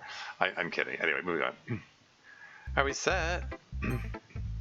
Almost. Just make sure recording is starting. Okay, and we're ready. 3, 2, 1, and action. Hi everyone, I'm Fuyuki, senior here, and the student government wants me to talk to you about some of the things I've learned about finances in college. Moving from high school to college is a big jump for a lot of us. And in particular, it'll be the first time a lot of us are handling our own finances, even partially. So, the thing is, this is your introduction to ... And at this point we cut to the title sequence, Financial Adulting, blah blah blah, Protection of the Student Government, blah blah. That is such a cringe title. The cringier the better, I say. Yeah. Okay, back to smiling now, and 3, 2, 1, back to you. The first thing you're going to need is a place to put your money. That's what banks are for. Banks are a safe place to put your money, and banks give you plenty of ways to access that money when you need it. Banks keep your money in accounts, which you can think of as a record the bank has which keeps track of how much money you have with them. There are 2 types of accounts you need to know about starting out. The first is a checking account. Is this really where it's going here? We're talking about the basics of basic banking here? Okay. This is where you put the money that you're going to use day to day.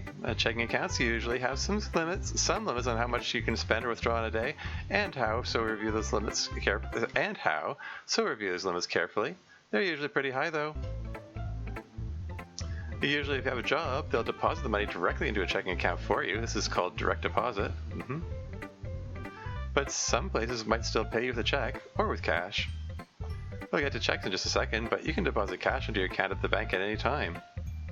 Yeah. So, most places are not going to pay you in cash though, unless they're like, it's some kind of like under the table thing where they I mean, I don't want to paint all such businesses with the same brush and say they're all doing something shady or trying to keep things off the books, but generally businesses don't want to handle large amounts of cash like that. They want to do stuff either electronically or by check or both or whatever. Yeah, cash is not a usual way for businesses to pay their employees. Yeah, it's always been direct deposit for me, like in every job I've been in. Oh well, anyway, move on. Vignette where we see a student depositing cash with a teller. Whoa, a vignette within a vignette. Within a vignette. Anyway, and back to you. Checking accounts usually have some rules about how you can use them, so read your bank's information on them carefully. Most importantly, some banks may cover at least some of your purchases or withdrawals from a checking account even if you don't have enough money in them. And that's called an overdraft. But be careful, you have to make sure the balance of your account goes positive after an overdraft very quickly. And some banks charge enormous fees if you overdraft your account, so be responsible and know how much is in there. It's a good idea to never overdraft your account if you don't have to. And hey, we all make mistakes, so if your bank offers overdraft coverage that doesn't charge you fees, that's a great upside. The other main type of bank account you need to know about right now is a savings account. Graphic with an up arrow and green money numbers increasing. Stonks. Anyway, cheesy. It'll look better than it sounds. Back to you. A savings account is different from a checking account in 2 ways. The first is that you can't make as many withdrawals and transactions out of it as you can with a checking account. But the second and more exciting is that savings accounts actually pay you money. Not a lot of money before you get too excited, but most savings accounts will pay you what's called interest, which is a fee the bank pays you for keeping your money with them. Be a very small percentage of whatever you keep in the savings account, usually less than 1%. No, hopefully it's not that low. I mean, I guess it depends on the account.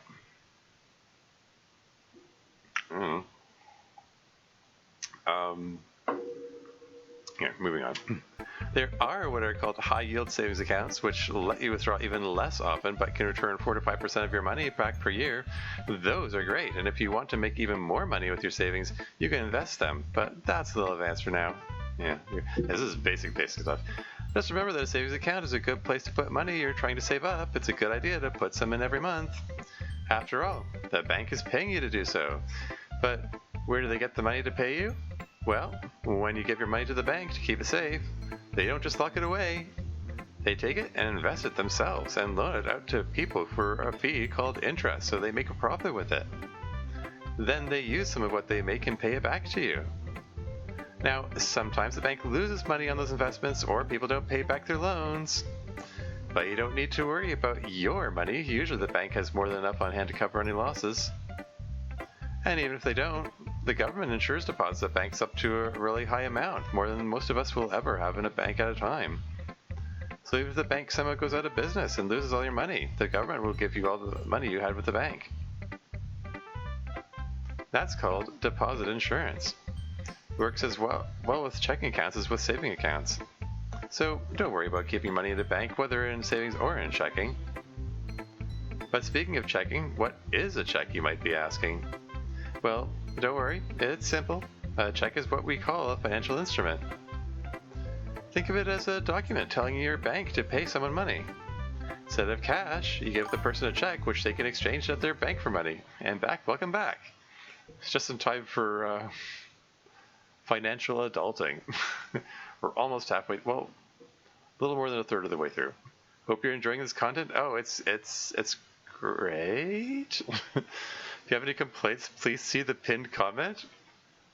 Well, I have complaints, so I'm going to look at the pinned comment. Every 6 months, I am compelled by unknown forces to make a completely bland and unenjoyable DDLC mod. This is the one for this period. Fantastic. And once again, I scrolled down and you gotta peek behind the curtain of what gets recommended to me. Again, I get a lot of ASMR recommendations. And hey, Rebecca Watson, Skepcheck, she's cool. She's short video essay content. And newbie Star Trek. I've been listening to a lot of this. It's a podcast format of people going through the Star Trek series for the first time. And reviewing it with both a modern take and like an outsider's take. Like I grew up with Star Trek: The Next Generation. Like I was a child of the '80s, so I was there when it was brand new. So my view of the show is very colored by nostalgia, I dare say. Oh my gosh, I just noticed that there are only 4 comments, including Dev's comment. People did not feel compelled to comment on this, apparently. Imagine that. Yeah, the other vignettes had a lot more comments than that. But yeah, the DB Star Trek is kind of fun.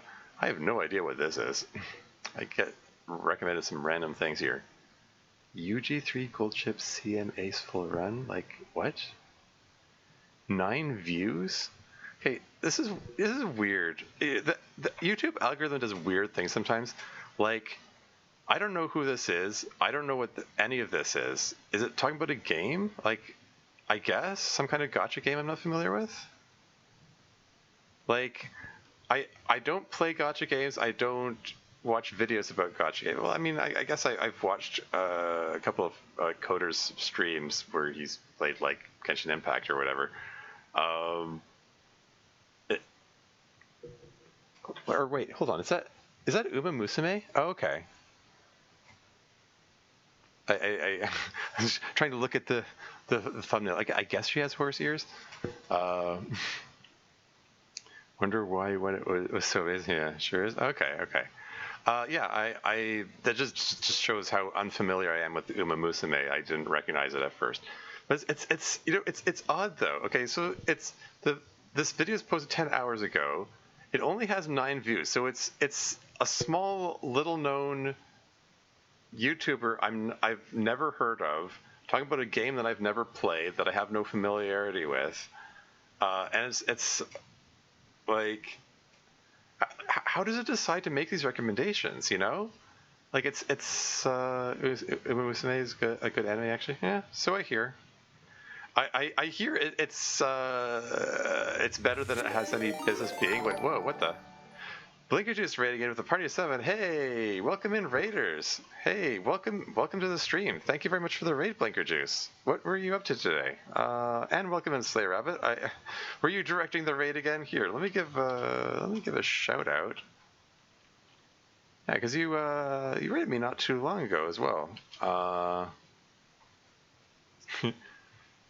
Let's see what oh, you're playing Minecraft. Okay. This doesn't look like Minecraft. Control. Never mind. Trying to make out what game that was. I'm not familiar with it. Yeah, welcome in, little unicorn chic. Respawned. I am the community dedicated. What the? Oh, thanks for the follow. Mutualet. Cool. Anyway, yeah, I'm Tormuse. I'm a variety gaming streamer. Today I'm playing. Oh, hello. Welcome in, Average Voidlock. Thank you very much for the follow. Can you dedicate this version of the die player? Very cool. Yeah, variety gaming streamer. Today I'm playing a Doki Doki Literature Club mod. What the? Lots of follows. Little unicorn chic. Wow. Thank you very much. Those pop-ups and sound effects keep catching me off guard. I'm like, wait, what's that sound? Really came with the worst possible vignette this rate. That is unfortunately true, it seems. Well, I mean, yeah, Crazy Kaylee is the author of this mod, incidentally. This is a series of vignettes. I'm watching them on YouTube. There are 63 of these things. I've been making my way through them. These are a spin-off of a spin-off. It's like the Club Meetings is the name of the mod for Doki Doki Literature Club, and and vignettes is a spin-off of the Club Meetings mod. So this is like we're multiple levels removed from the original source content. So might be a little lost. Like this character on the screen, this is Natsuki's sister. If for anyone familiar with Doki Doki Literature Club, this is, I mean, an original character with original art made for just for this mod. Yeah, she has a sister named Fuyuki in the mod. I think he's AFK, so it just doesn't shut off the server. Oh, Set up an AFK machine in the basement of a basement SMP, so Agenos can't shut the damn thing off. Yeah, I don't know what you're talking about there. But cool, I guess. Anyway, yeah. As Crazy Kaylee pointed out, this might have been an unfortunate time for the raid, because this is. I'm not sure what, like, okay, these vignettes, these are little one-off short scenes. Like most of these are under 10 minutes, right? They're just little one-off slice of life moments that happen like in the context of the mod they're based on. And here, for some reason, Fuyuki is giving a speech to new admissions to college about managing their finances. So, and it's like basic stuff. Like, this is what a bank checking account is. And right now she's explaining what a check is. So I don't know what inspired Crazy Kaylee to make this. Like, they just made a comment here. every 6 months I'm compelled by unknown forces to make a completely bland and unenjoyable DDLC mod. This is the one for this period. Like, okay. So you have been warned. Hopefully, I mean, the quality and enjoyability of my content can only go uphill from this one here, I guess. But hey, so you're Rabbit reached a 3-stream streak. Very cool. Anyway, current vignette about, yeah, as I expressed, Figgy's shooting an educational film about the financial literacy about college project. Yeah. Basically, I made a tiny waterfall loop to where I don't stop moving because if you sit still for too long, you get sent to hell. And I have it running on a spare console, so I can just have that up 24/7, so everyone can always access the server. Okay. Presuming you mean like get sent to hell in the game and not in real life, or something. Usually inspired by a round of shitposting the DDLC server or Doki Doki Club Meeting server. Yeah. Making sacrifice to the world or mankind even? Gets sent as a server disconnect. Okay. Anyway, yeah, I mean, the shout out thing he said playing Minecraft, so presumably Minecraft server. Anyway, let's get on with this. The faster I cranked up the speed so we can get through it faster. So let's see. Let's keep going. Instead of cash, you give the Instead of cash, you give the person a check which they can exchange for at their bank for money. Then their bank goes to your bank, and your bank pays their bank out of your account. Simple. There are other types of financial instruments like cashier's checks, but you don't need to talk about those right now. Instead, let me reassure you that these days almost everything is done digitally. Most of you are probably familiar with using cards to pay for most things. There are basically two types of cards you can use at those little point of sale terminals. Oh my gosh, this is how basically we're talking about the difference between credit cards and debit cards. Oh gosh, okay. I think it's really our server, yeah. That's why the OST sounds fed up. Yes, exactly. Those little point of sale terminals are tied to online accounts so you can buy things on the internet. The first is a debit card. Debit cards are simple. They're tied directly to your checking account. You make a purchase and the money comes straight out of your account for it. Just watch out for those overdraft fees.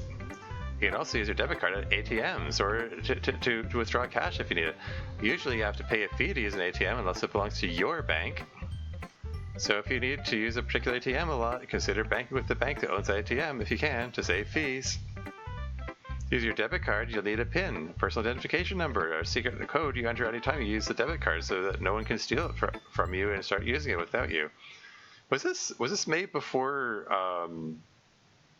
the tap feature was invented? Like this is just from a year ago. I mean, modern debit cards is, or at least where I live, it's pretty common to like skip the whole need for a PIN and just you just tap the card to pay. Anyway. See what I'm using for you. Make sure it's something memorable, but not easy to guess. Before we move on from the subject of cards, let's talk about credit cards. Oh right, I just remembered I should like full screen this derp. Credit cards work in essentially the same way as debit cards, except you don't usually need to enter a PIN to use them. So be careful, anyone who has your credit card can make purchases as you unless someone thinks to check for ID. Yeah. Back when I worked as a cashier at Walmart, I was one of the few cashiers who properly checked for that sort of thing. Sometimes to the annoyance of certain customers, but I did, catch some people like misusing cards that way. And mostly people appreciated me double checking that sort of thing, like checking signatures, for instance. I'm gonna go stream this cool soul psych I found yesterday. Have fun clubbing your literature. Yeah, have a good one. Thanks for hanging out. Thanks for stopping by. All right. Anyway, there's one very big difference though between debit cards and credit cards. Debit cards are used to spend money you have. Credit cards are used to borrow money. When you make a purchase with a credit card, you are incurring a debt with the credit card company and promising to pay them back later.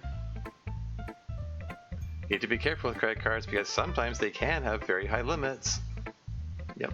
If you have a card that can suddenly purchase some very fancy and expensive stuff, you might be tempted to rack up a very large debt. Yep, that happens to a lot of people. That debt has to be repaid. If you have a credit card, use it sparingly and make sure you don't spend more than you can repay. I like to keep my credit card for emergencies and unforeseen expenses personally. Because even if you use them responsibly, loans of any kind can be expensive. And on that note, let's talk about what the word credit means in credit card. And cut, end of part 1. This is incredibly boring stuff.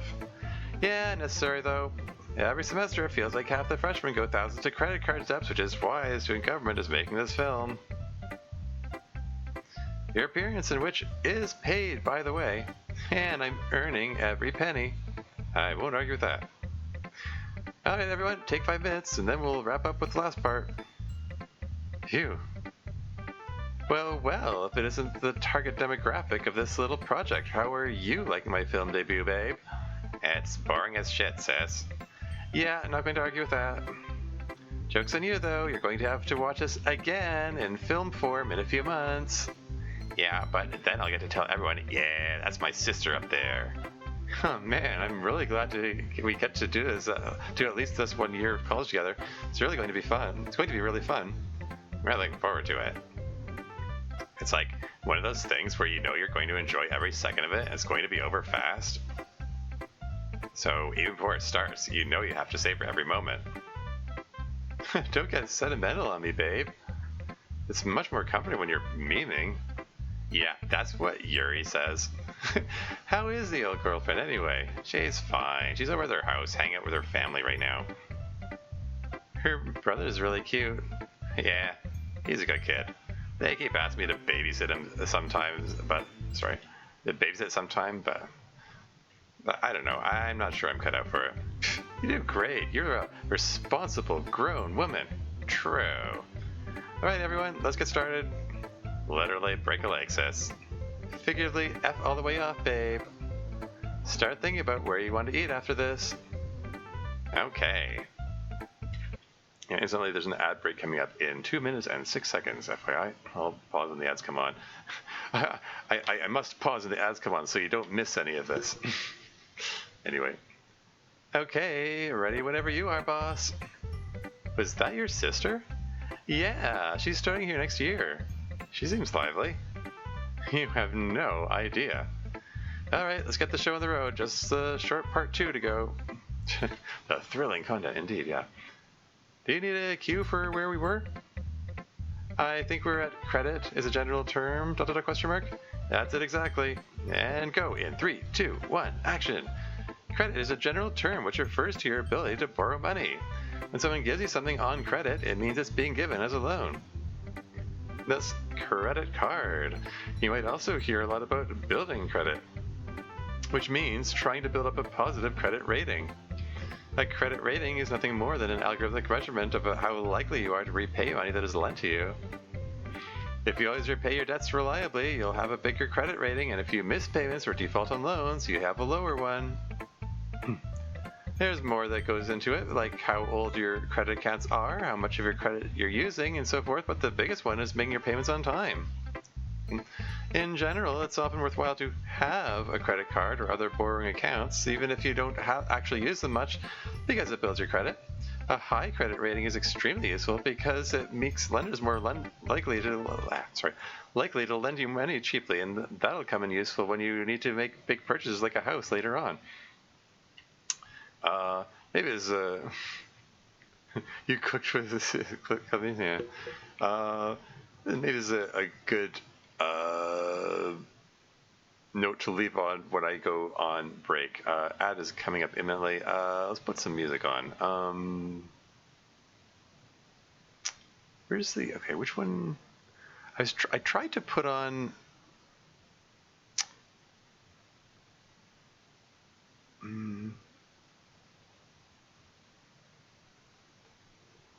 Yeah, I'll just put the theme song on, I guess.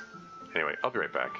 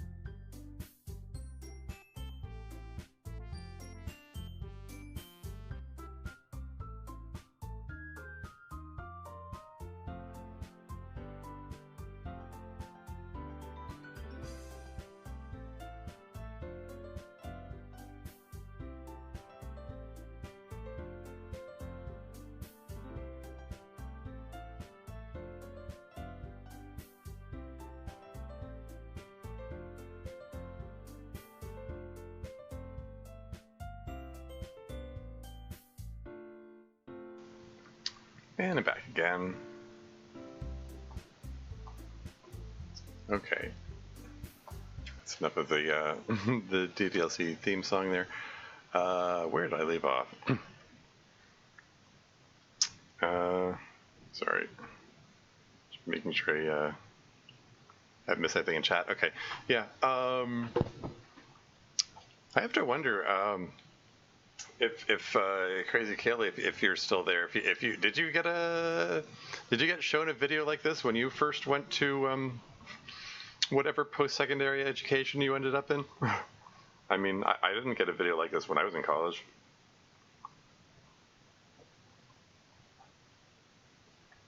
I don't know. Anyway, welcome back. Thank you. Anyway, moving right along. I did, and let me tell you, it was very dull. Yeah. Yeah. I mean, I guess that's what happens when, like, things are decided by committee, and they like, you just got a team of people who don't necessarily. They're kind of far removed from the actual experience of the actual people who have to see the resulting video. Very dull, yeah. Oh well. Anyway, moving right along. High credit rating is extremely useful because it makes lenders more likely to lend you money cheaply, and that'll come in useful when you need to make big purchases, like a house later on. Because, yeah, it sadly costs money to borrow money. Just like with the bank, it's called interest. Anytime you owe money, you can expect there to be interest building on that debt you owe. The main amount you owe is called the principal, and it will gradually accumulate interest the longer the debt remains outstanding. So it's a good idea to pay down debts as quickly as you can before it costs you even more. Sometimes with big purchases like houses and cars, large amounts of debt with interest hits are unavoidable. But even then, if you can, paying as much upfront as possible is cheapest in the long run. And with cars, that's important since you'll also need car insurance. Yeah, I mean, I don't have a car myself. I get around either on bike, transit, or on foot. But from everything I hear, like, cars are crazy expensive. Like, not just the cost of the original car, insurance costs a lot. Car maintenance costs a lot. Like, I have a friend who just regularly complains about, like, a couple of friends who regularly complain about how expensive the maintenance on their respective vehicles is. It gets ridiculous. And fuel costs, especially these days, like especially these days, like what with Donald Trump's obsession with attacking Iran and basically screwing over the worldwide fuel prices, among other things. Yeah, things are bad. Anyway, I'm gonna move on. Yeah, at least the British Empires are. Well, I mean, we seem to be in an era where America wants to be its own new empire now. But I'm just gonna move on here. Car insurance is when you pay a company regularly for coverage of any damage to your car. You pay them, and in return, they agree to assume the risk of paying for damage caused by car accidents and similar stuff. Generally, that's how insurance works. You pay some amount regularly. In exchange, the company agrees to pay for an expense which might or might not occur in the event it does. You may find, what with all these talks of payments, that it gets complicated to keep track of where your money is going to every month and exactly how much of it you have to spend. That's why budgeting can be so useful. Budgeting just means to sit down, figure out what your income is, what your expenses are, and figure out what you want to put your funds towards.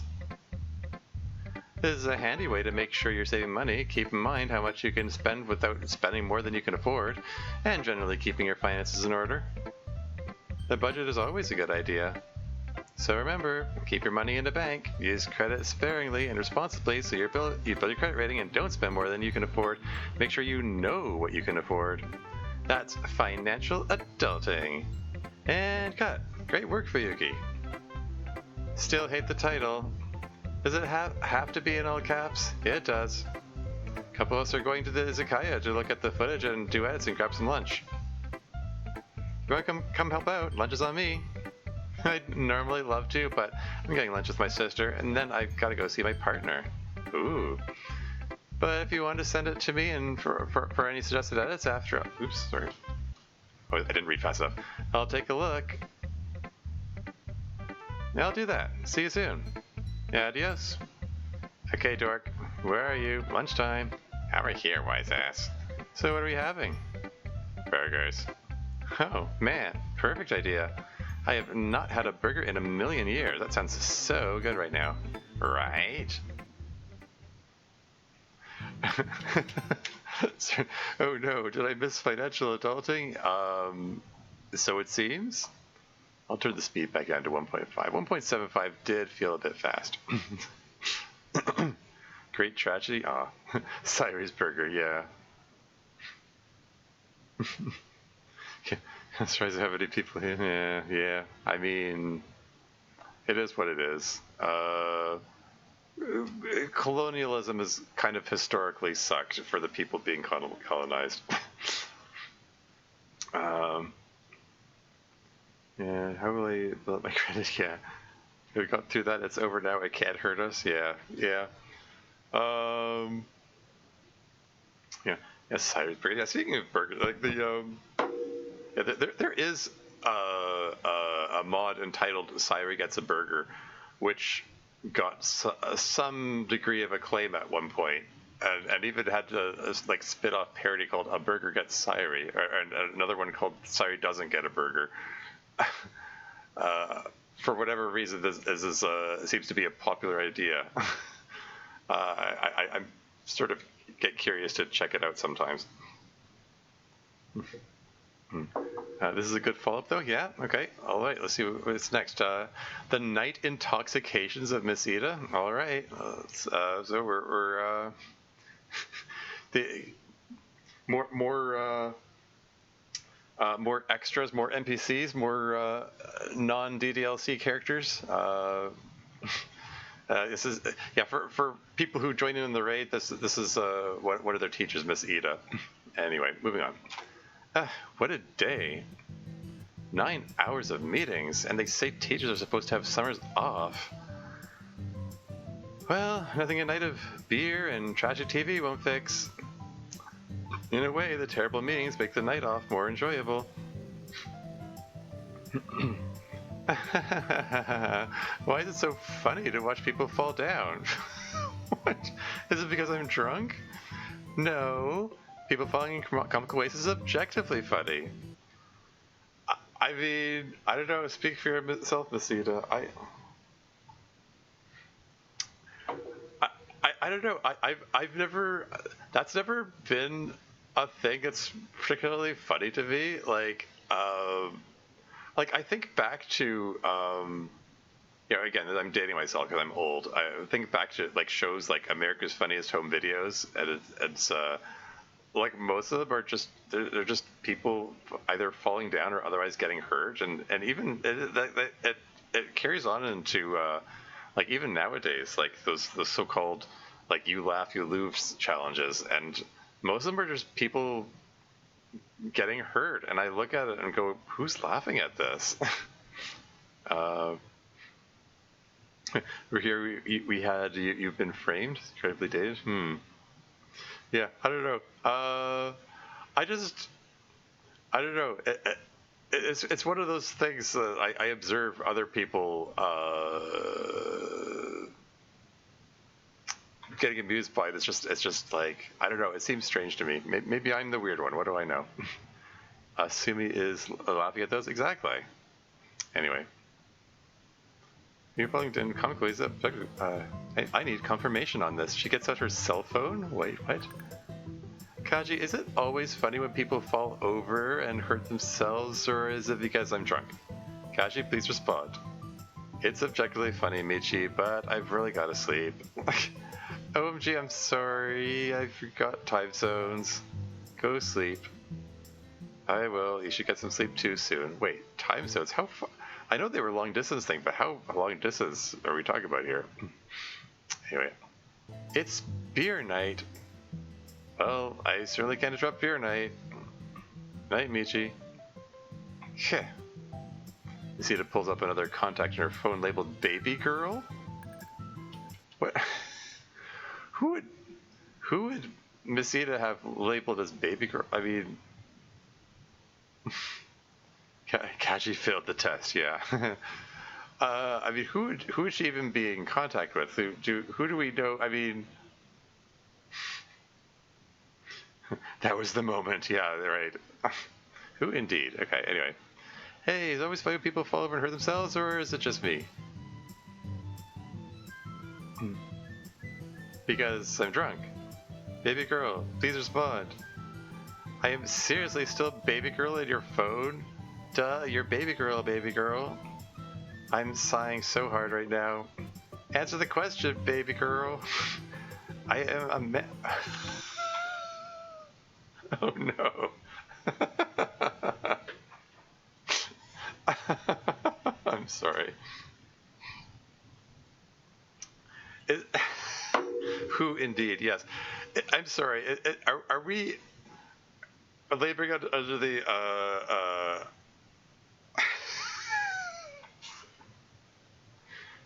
Are we being led to assume that this is Natsuki's father that she's addressing as baby girl here? Because I do seem to recall that some of the Slimo art, i.e. Spooky Waters art, refers to Natsuki's dad, aka Teru, as baby girl. So baby man, yeah, not a big surprise. Oh boy. All right. Answer the question, baby girl. I am a man.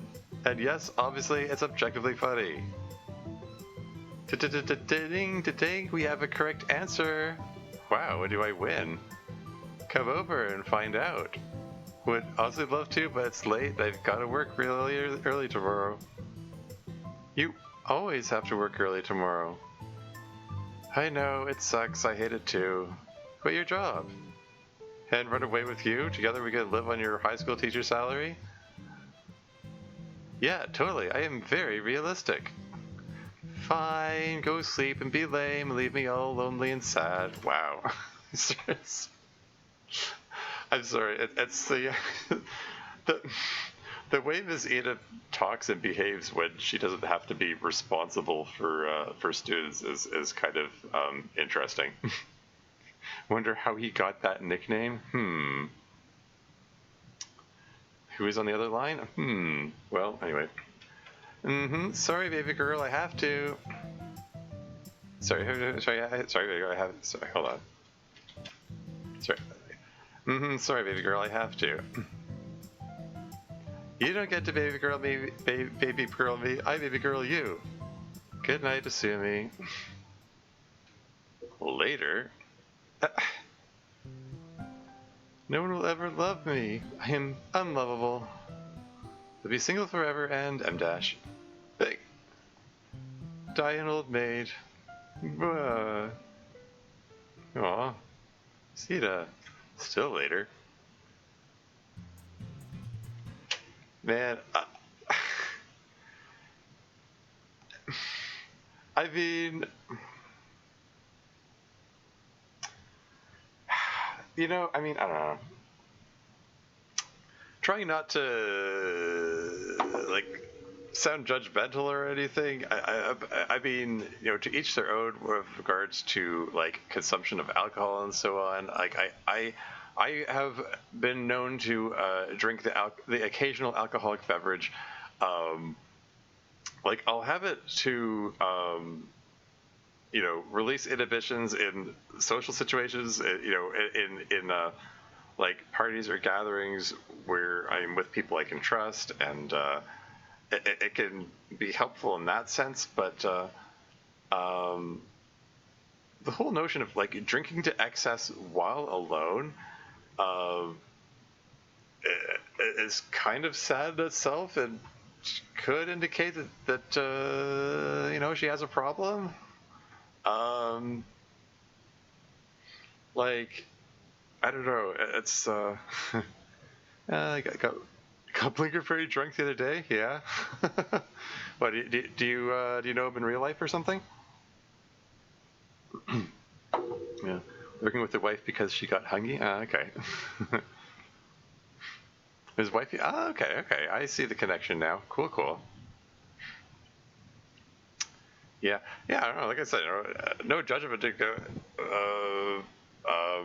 against people who want to get inebriated, but I don't know that like getting drunk alone and just falling into a sad stupor, like that seems mentally unhealthy, and like everyone in this mod needs therapy, and I think Miss Ida could use some therapy too. Anyway, all right, more. Let's carry on with the life of the teacher of the characters of the Literature Club. Anyway, the one where they get crushed to the rollers never gets old. Being resigned to dying alone means I can eat all the cheese I want.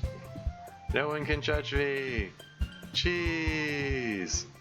Yeah, well, cheese is awesome. Can't argue with that. See, when is there never a person doesn't need help? Is it Neville? Yeah. The next morning,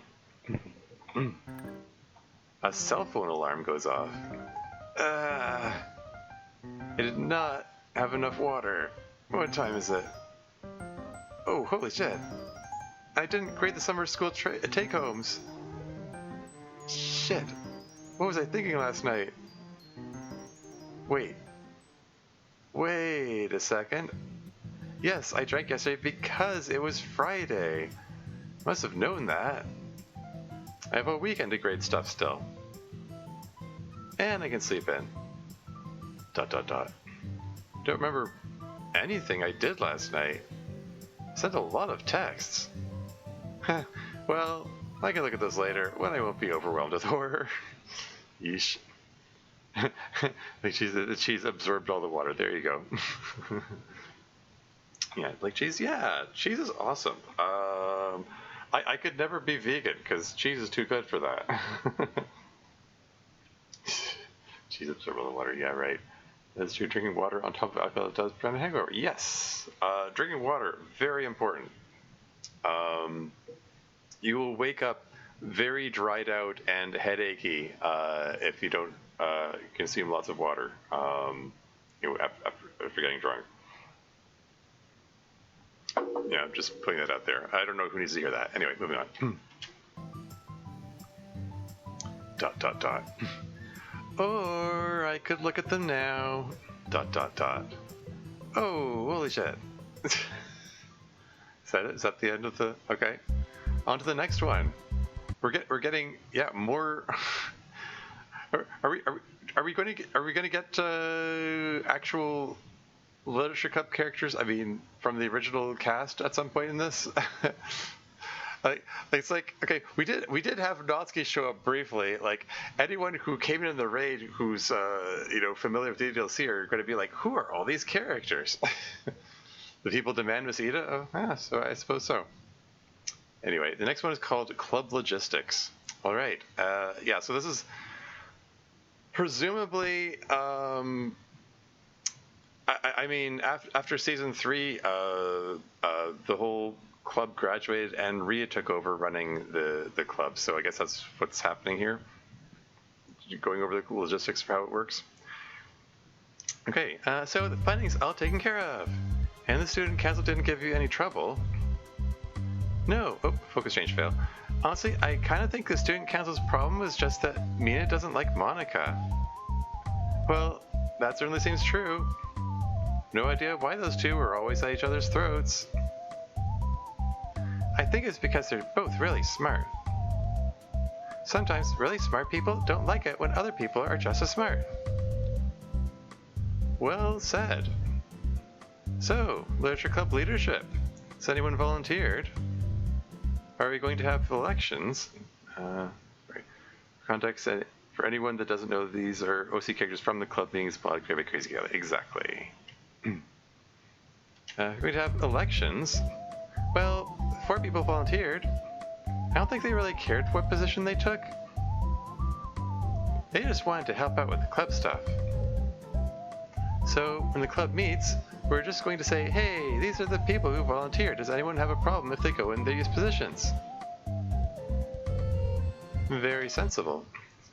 Not in the know about this legendary game, to be honest. I just read narrator in Jennifer Coolidge voice. Okay.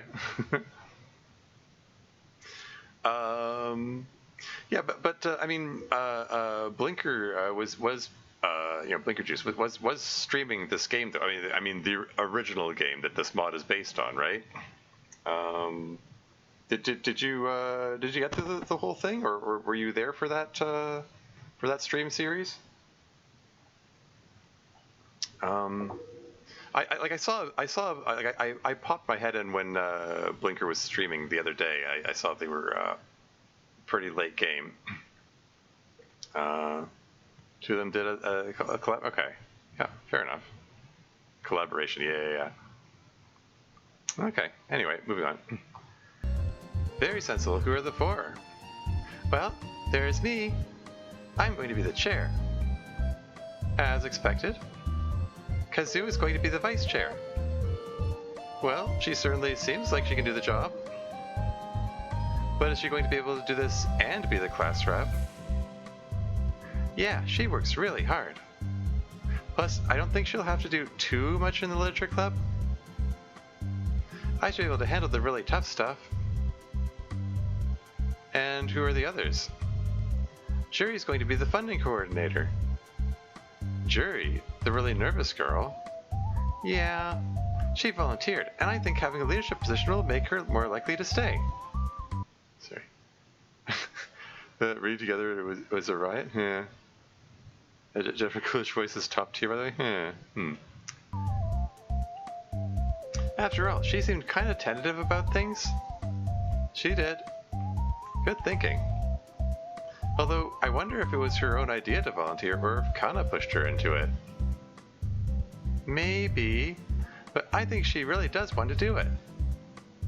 And what about our class slot? The records coordinator.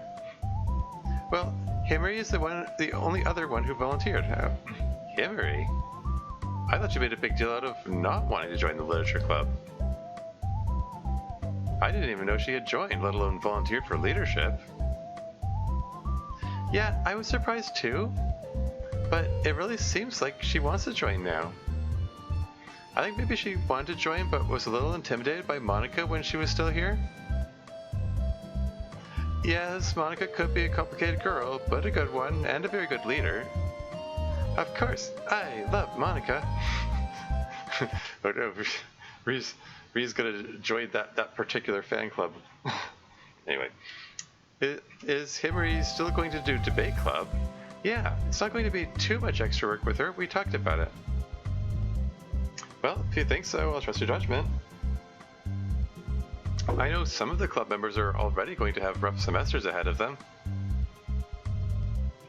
Michael's in my class this year and in the literature club, which should be interesting for me. I hope he won't bring his chemistry class stuff into the literature club.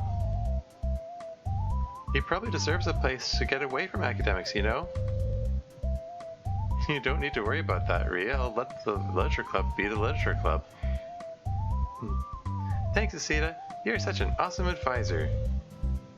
And the literature club is in really good hands with you as chair. Oh, there you go. It's oh hey, we have characters from the original game now. Imagine that.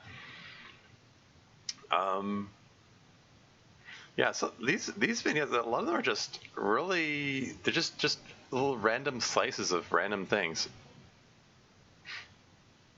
Yeah, I wish I could spend more time with Monica, but it seems like that story's over. Fully, there was some kind of after story. Haha, very funny. Anyway, the next one is entitled "Brush with Death." All right, okay. Thanks for coming around. You didn't have to take the bus, you know. We would have come to you. By asking Monica for a ride, probably. Maybe. But you really don't have to come to us all the time. Dad says I need to ride the bus while I can. Although, really, he's just being a cheapskate as usual. I guess once we start college, we won't be going around to many different places. At least not our first year. Probably walk all around campus instead. Yeah, I'm really looking forward to it. It's going to be fun. Yeah, me too. Where's MC? He knows he's supposed to meet us down here, right? Yeah, he's probably sleeping in. He's staying up late a lot this summer. Ah, yes, a true gamer, getting in his gaming while he has no responsibilities. Wise, very wise. Well, no problem. I don't mind waiting and chatting at you for a little bit. No, he really needs to get up. For all the times he's gotten on me about not being up on time, he should do a better job of it himself. I'm gonna go wake him up. Sounds good. So he runs across the street to MC's house, but a car comes roaring down the street, not slowing. Sorry, look out. Huh? Sorry, not seeing the car, turns to look at Natsuki as Natsuki runs out. Natsuki leaps and pulls Sayuri by the collar just in time, and the car passes right in front of Sayuri's face. Oh my god, Sayuri, are you alright? That was so scary. I could have died. I could have died. I know, I'd be freaked out too. Sorry I had to be rough with you a bit there. I couldn't think of any other way to pull you back in time. You probably need to look both ways before you dart across the road like that. The driver's an asshole who didn't see you at all, but you have to protect yourself. Sorry? It's just Sayuri. Oh, sorry. I just got caught up in thinking. Oh man, this isn't causing bad brain stuff for you, is it? No. Actually, kind of the opposite. I was so worried that I was going to die. And then I felt scared and a lot of dread about dying. And then it was kind of weird, but I felt good that I felt dread. Like, I was like, this is how you should feel about almost getting hit by a car. It's not something you should fantasize about having happen to you. The contrasting reactions, Natsuki immediately being uncomfortable about the reminder that Sayuri experiences suicidal ideation, and yeah, probably fantasizes about getting hit by a car. There's some. I've talked about depression and suicidal ideation a lot on this channel, and I'm going to continue to talk about it now. It can take a lot of forms. I mean, I've talked about the main. I'm going to say the main two types of suicidal people: the ones who talk about it as a cry for help, and those that don't talk about it and then just do it. And it's possible for one to turn to the other. And there are different flavors, different variations within those. Like there are people who, like, they don't. It's like they don't necessarily think about killing themselves, but they also would be okay with just dying anyway. And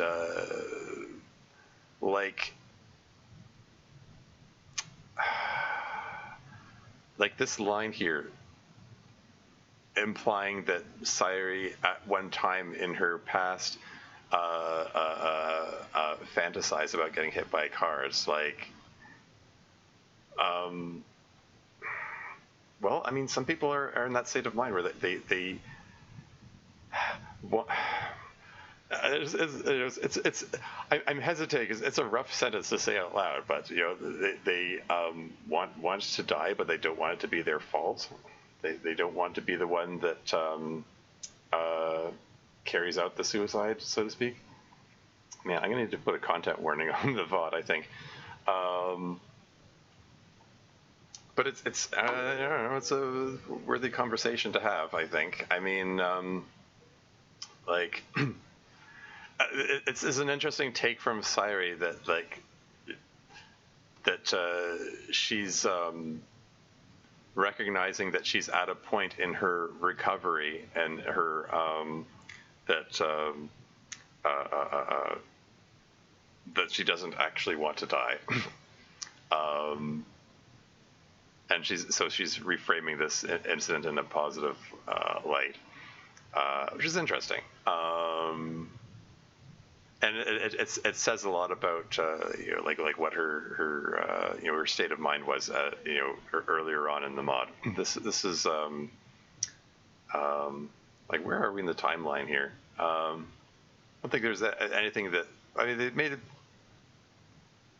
They said it's summer. Presumably this is still the summer between season 3 and season 4 of the mod. So before they go to college. Yeah, what else can I say about that? I don't know. I feel like I need to put some kind of positive spin on this. Isn't all doom and gloom. And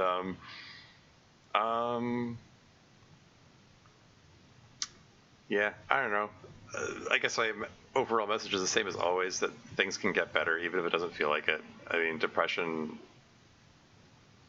does cause cognitive distortion. It makes it feel like those feelings are never going to go away. But they can and do, even if it doesn't feel like it. And you just need to kind of keep holding on and get through the worst of the feelings. Because like sitting and ruminating on the feelings, letting the thoughts go round and round your head makes them worse, and it makes it. Yeah, it's a process you have to manage from time to time, day to day, week to week. I'm just gonna move on. Is that something you should fantasize about having happen to you? Kind of grim, Sayo. I know, and I'm sorry, but it's just kind of a good feeling for me. It's nice to feel like I want to be alive, even if I'm reminded of that by almost dying. Yeah, I guess that does make sense in a weird way. Now, come on, let's go and get MC up. After looking both ways. And then you can hear all about how he nearly got his girlfriend killed by not waking up on time. I don't think you want to... that doesn't seem like... I'm sorry. It's generally not a very healthy thing to heap on someone. But yeah, not with her usual sensitivity, sure. But considering that season 4 dealt a lot with MC's post-traumatic stress related to walking in on Sairi's suicide, etc., and having panic attacks, like, he really doesn't need this. Being told, oh, your girlfriend almost died because you didn't get up on time, like, that's exactly the kind of stress that he doesn't need. Oh well. Anyway, no, please don't tell him about this. I was joking. I'm not actually going to blame him for you nearly getting run over. No, it's not about blaming him. I don't want you to tell him at all. Why not? I mean, he'd probably want to hear about it. Just, please don't tell him, okay? Okay, if you say so. Great. Now let's reset the mood. We're not going to die crossing the street. Yeah, we better not. It'd be really embarrassing to die crossing the street now. Okay. No cars. Roger that. No cars. Let's go. And safe. We made it. We didn't die. We are truly amazing. Now go get your man up. I have no interest in going up and waking up a boy in boxer shorts. Are you sure? It's pretty nice. Oh, shut up. And the next one is called extrospection. What, as opposed to introspection? Like, instead of looking inward, you're looking outward? Mm-hmm. Yeah, these vignettes they're truly all over the place. I mean, like, a lot of them, as Crazy Kelly expressed, they take place in between season 3 and season 4, but there are plenty of these which take place in different points in the timeline, and you just kind of have to pick out details and that establish where they are in the timeline. It's sort of a guessing game sometimes. Anyway, what in the heck is going on here? So we're in the space room, and Sayuri appears to be addressing the audience. So what? She's president now. Sorry, back us up here. Oh, you're here. Sorry if you're expecting Monica. I'm the president this week. ... Hope you're doing okay. I know it probably seems weird, but I like to come up here sometimes to this place. It's kind of like a place where you can dissociate. Like, you're literally dissociated, like from the world, and I think from your actual self. I'm not sure exactly how it works. I only kind of know all that code stuff. For me, it's a good place to come when I'm feeling more melancholy than sad. It's just really pretty. It's nice to just enjoy the emptiness of the place for a while. Doesn't make me feel better exactly, but it also doesn't make me feel any worse. It's just nice to have a place where you can just be without worrying about how you feel. Even if you're not really being or whatever. I wonder if Monica feels the same when she comes here. Monica. I wonder sometimes if she's happy. Something so simple, being happy. And usually it's easy to tell when someone's happy, you know? I mean, I guess I hide how I'm feeling. I'm really feeling pretty well, but nowadays I try to be more honest. And I've always been pretty good at figuring out how other people are feeling. When Natsuki or MC or Yuri are upset, I always know right away. Even Miss Ida is pretty easy to read, but not Monica. I mean, we kind of established in the All of Me mod that Monica doesn't actually get any joy, well, or at least she expressed in the mod that she doesn't actually get any joy from her machinations. That from the things that she's trying to optimize in the world or whatever. Anyway, moving on. With her, you always get the mask she chooses to have on at that moment. She almost never takes off her mask. Not sure she ever does. Maybe sometimes. I think she doesn't want people to know what she's thinking most of the time. But it also makes it hard to tell how she's feeling. I don't know if she's happy or sad or somewhere in between. Because you can't go off of how she seems. She's even better than I am at changing how she seems, and I'm pretty good at it. So you have to go by what she wants in life and whether she's getting those things. Again, what does she want, though? I spent the entirety of Season 4 asking this question. What does Monica want? And when the dialogue options gave me the option, she was evasive about it. She even at one point said that it doesn't matter what she wants. Which is, I still say is kind of an insane thing for her to say. I feel like I need to send her an email addressing that. Anyway. I mean, send an email to the to the bot. Anyway, moving on. I have to go by what she wants in life and whether she's getting those things. Or at least whether she's getting what she needs. I guess most of the things she wants, she gets. She has her friends. She stopped someone from dying. She always wins with the little schemes she does. It seems ominous, I know, but mostly they're schemes to make people happy. She gets basically everything she wants. Almost. There's always that one thing she can't get, I wonder... ... if she's fine with it. Again, this was released before Season 4 came out, so these are, I guess this is dev teasing themes that were kind of come up in the upcoming season, back when this was released. Anyway, or if it will always make her unhappy. Push out a literary device, right? Yeah, exactly. Sorry.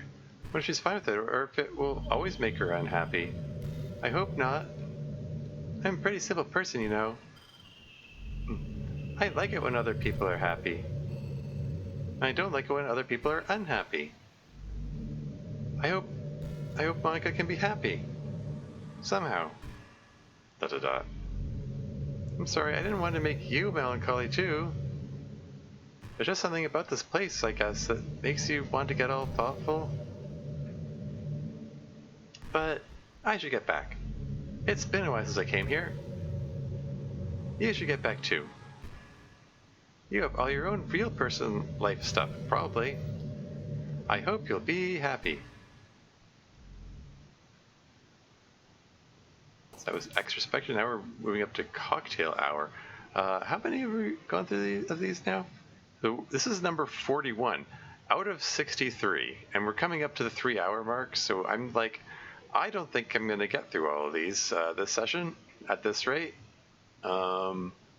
Need to figure out what a good stopping point is. Like the, because we started the session at number 27. Yeah, 27 to, oh man.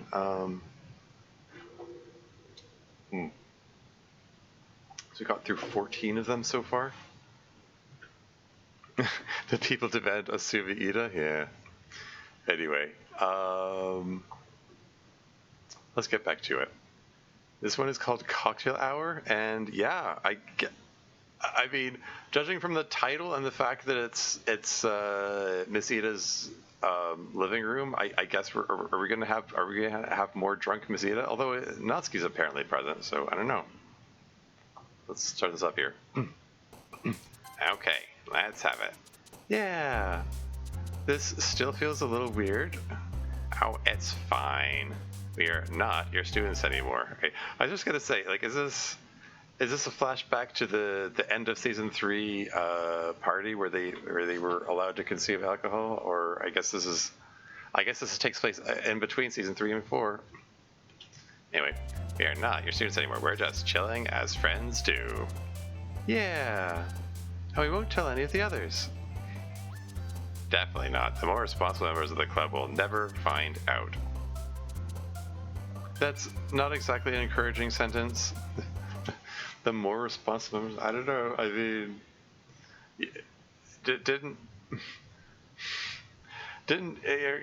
apparently referring to Yuri, MC, and Monica as the more responsible ones when at a point in the timeline when Yuri just had her trouble with obsession with the presidency, and Monica, I mean, famously canonically killed everybody. MC could be taken as responsible, at least in this continuity. Anyway, moving on.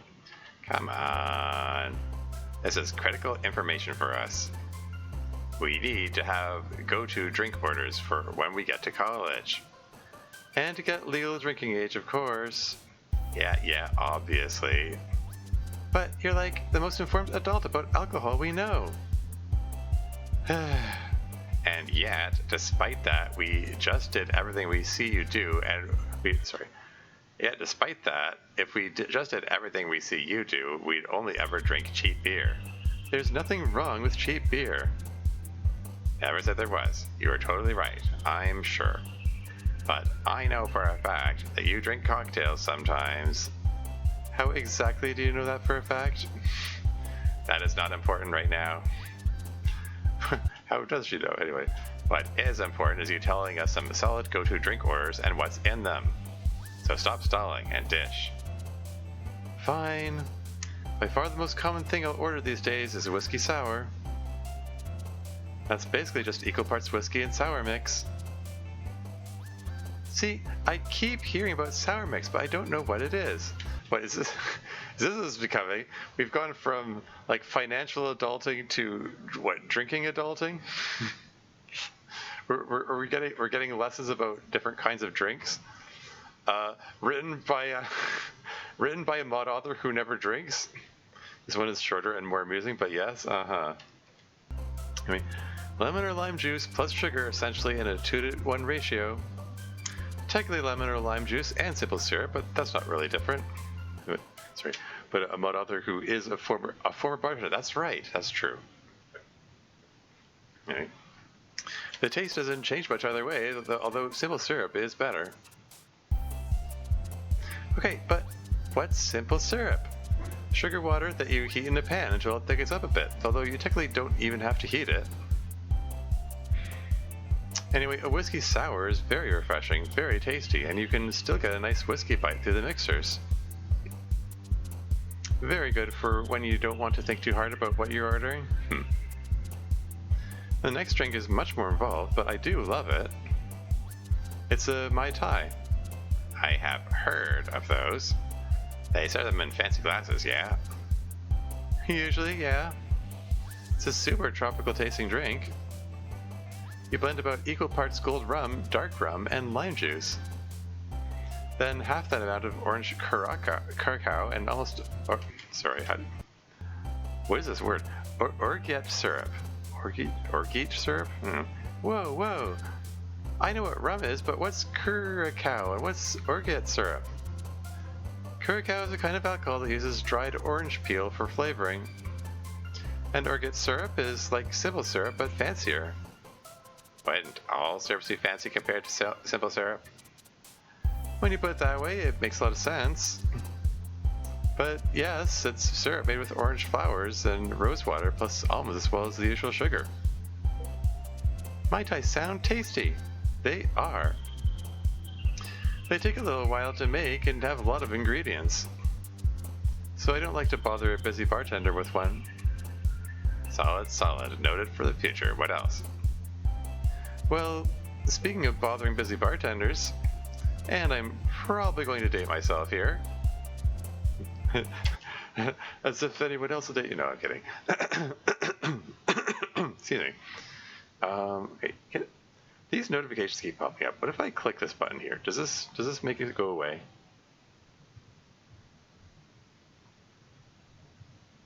Apparently not. This thing is just being obnoxious. What if I click this button here? This is not doing anything. Okay. Just Twitch dashboard is being annoying. Okay. Oh well. Anyway, moving on. But there is the Scooby Snack cocktail. Really? Throw back to Scooby-Doo references. Anyway, I've never heard of that one. Amazing name. What's in it? Equal parts Malibu, Midori, pineapple juice, and banana liqueur. And then you take just a huge amount of whipped cream and either mix into the drink or lay it on top if you prefer. Wow. I think I would like to have one of those. You definitely would. But what's Malibu and Midori? Malibu is a coconut flavored rum and Midori is a melon liqueur made here in Japan. Is it green? It sure is. That's so cool. Yeah, it being super green is half the appeal for me. Another one. How about the Cosmopolitan? It was really popular for a while there. Although I'm dating myself again. Does Messina just have all these all these drink ingredients or in recipes just memorized? Yeah, I obviously don't drink nearly enough to be familiar with any of these, but eh. Anyway, hello, I'm dating myself again. Someone hasn't noticed. Yeah. Well, if you can't get anyone else to, do you want cocktail ideas or not? Yes, apologies for pointing out your total isolation from the male gender. Rude. Please continue. Right. The Cosmopolitan is 1 part vodka, just a little bit less cranberry juice, then about half that much triple sec and lime juice. Makes a pretty pink color when you make it. What's triple sec? Yeah. It's an orange flavored liqueur. There are also some fancy varieties of it, like Cointreau, which you could use to make a fancy Cosmo. They're usually called Cosmos, by the way. They were really popular for a while because a character from a popular old American TV show really liked them. Yeah, I'm not even sure which show it's being referred to here. Yeah, I'm not sure. It doesn't seem that old to me, but it probably seemed very old to you. Second City? Oh yeah? Okay. I've watched a bit of that one. Carrie's go-to cocktail? Yeah, oh, fair enough. Yeah, I didn't watch enough of that show to be aware of that. Anyway, it doesn't seem that old to me, but oops, sorry. It probably seemed very old to you.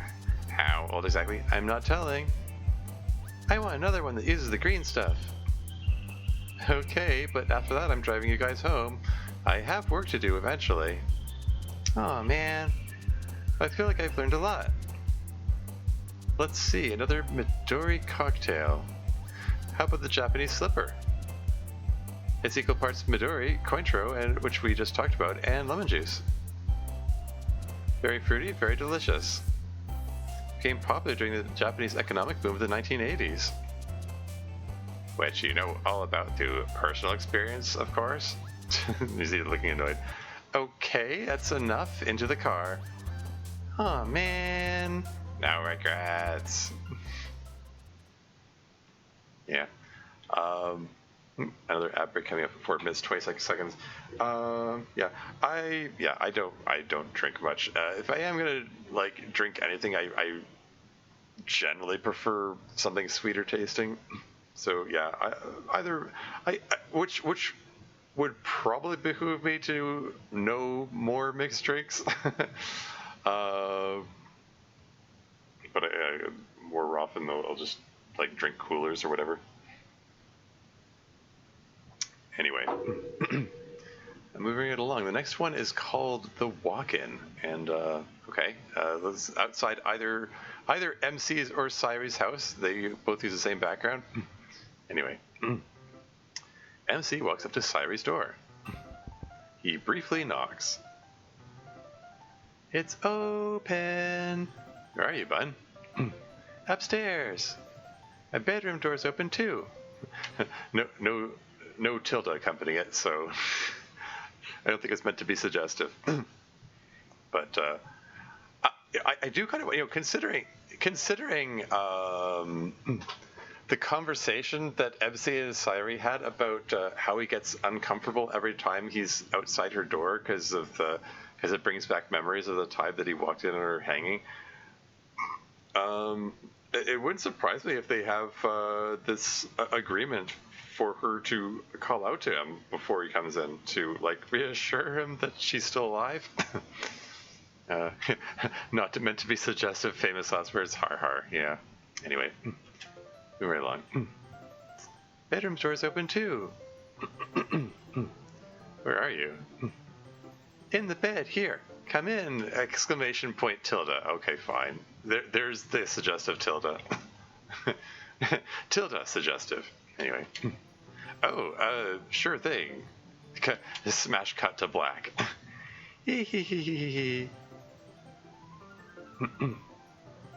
Later. Sairi's dad, home again. I should see if Sairi wants to go out to eat tonight. She already ate, or something, I don't know.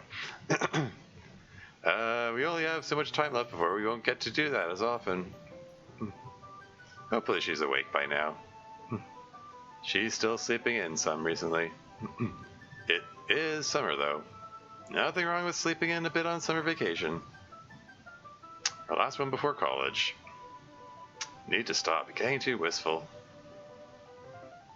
Is she awake? The sound of rustling blankets come from the other side of the door. Maybe not. Sairi's dad knocks lightly on the door. Instantly, the blanket noises freeze and there is silence. Maybe she is asleep. Don't tell me he just barged into her room. Still privacy, dude. Come on. Like, at least, like, knock, say hello, something? I don't know. Anyway, Sairi, are you... Exclamation points! Exclamation points! Sorry! Exclamation points! Okay, deep breaths. You knew this was probably happening already. They're coming up on 19 years old and dating, and after all, much better that's MC than some irresponsible guy. I was a lot less M-dash. Suddenly there are harsh whispers from Sairi's room. Why didn't you say your dad was coming home? I thought we had another hour. He's not supposed to be home until 11:30. It is 11:30. What? Oh, man, clocks with hands always confuse me. You have to read them so carefully. What? Is reading analog clocks that much of a lost art? Oh well. Never mind that. Now, what are we going to do? Oh, it's fine. You don't care that much. You should at least talk to them about it. Do we? I mean, we don't have to. It's no big deal, right? So I think we should at least address it. Guys, I can still hear you out here. There we go. Perfect note to head on to the break on. Let's put something on. What music? Put my confession on. Seems fitting. All right, I'll be right back.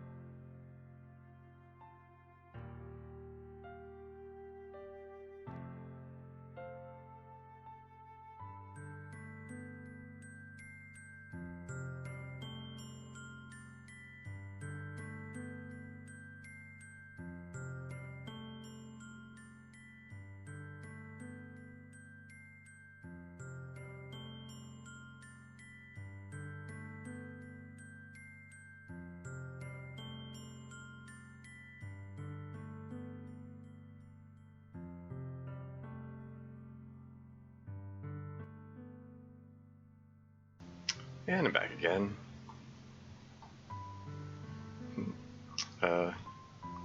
See, after that's welcome back. Yeah, thank you. Okay, we can pause that now. You really should have. Oh, right. Should have like knocked and called out or something. I mean, yeah. It's just polite. Not just polite. It's just generally a matter of respecting people's privacy. Like she could have been doing anything in there, you know? I mean, like even if MC wasn't in there, she still could have been doing anything. Like she could have been changing. She could have been just barge in like a. Oh well. Anyway, guys, I can still hear you out here. I'll be downstairs.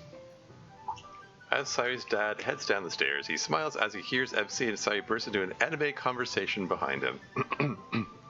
20 minutes later. Dad? Out here, sweetie. Just doing some gardening. See? We should have gone right away. Just go talk to him. Fine. Hello, sir. MC, you don't have to call me that just because it's an awkward situation. We've known each other since you were born. I know. I just feel awkward now. I guess that's to be expected. It's an awkward situation. But it's okay. I was just thinking to myself, I should be counting my blessings that she's with you. Yeah. I used to think when you guys were young that we'd be very lucky if you both ended up together. So now I can hardly blame you when you are. That's very generous of you.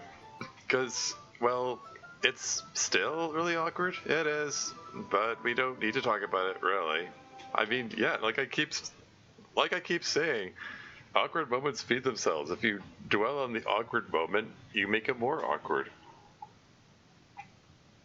You just the secret, as far as I'm aware, as far as I'm concerned, is to just mutually agree. Okay, we're just gonna steamroll right on. We're just gonna pretend that awkward moment didn't happen and just move on to another subject, and then just don't dwell on that awkward moment at all.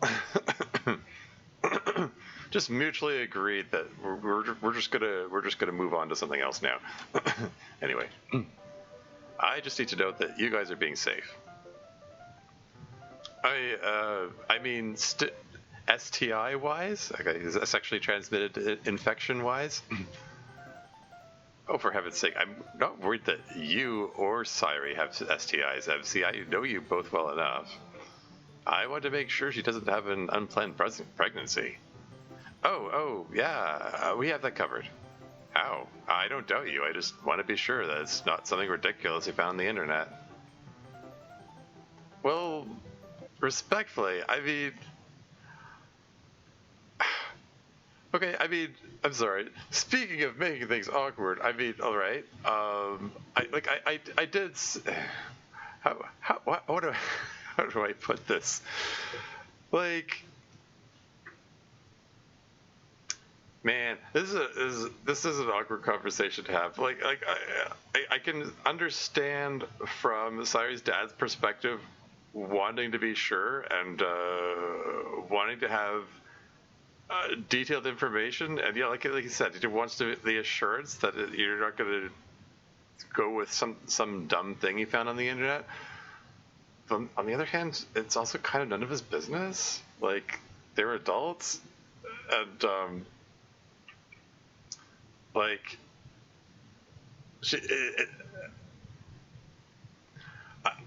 I sort of I don't know. I sort of feel like at the very least, Sayuri should be involved in this conversation. If this conversation happens at all, like it's I don't know. This feels weird having like this isn't even MC's father. This is Sayuri's father grilling MC about safe sex. You know, and you know, safe sex is important at all. You don't want, you don't want those unplanned pregnancies. But Okay, anyway. Well, respectfully, ... Don't call me sir again, please. I wasn't going to. But I don't feel like I'm free to talk about methods. Yeah, there, exactly. That's getting into Sayori's business. Exactly, there you go. I know you're her dad, but still. I'd feel wrong telling you without her saying it was okay. There you go. Hey, MC knows what's what. Look at him being assertive and setting boundaries, and having an awareness of what boundaries to not cross. Look at all that character development he got in the course of club meetings. Foreshadowing? Wait, foreshadowing. Anyway. Where is she anyway? Did she really just send you out to have this conversation? I felt like I should take responsibility for M dash. He does this to other parents later?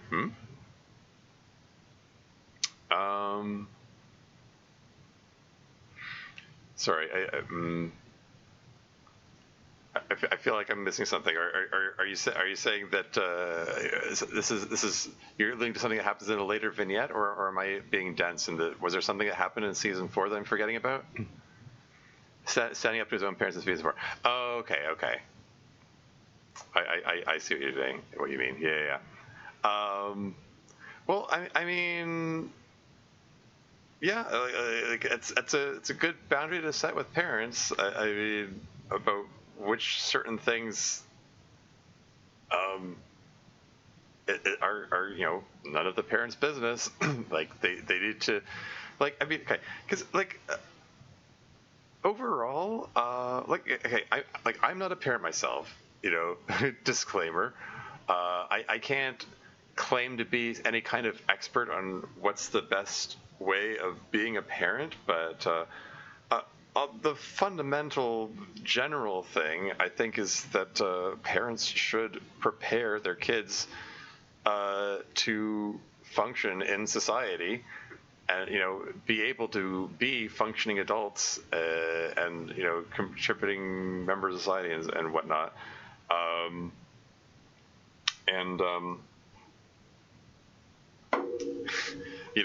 Teach them how to fish rather than give them fish, I guess, if you want to use that metaphor. What I'm trying to get at is that, like, they need to have some independence and like trying to give them the sex talk when they're already adults is kind of leaving it too late.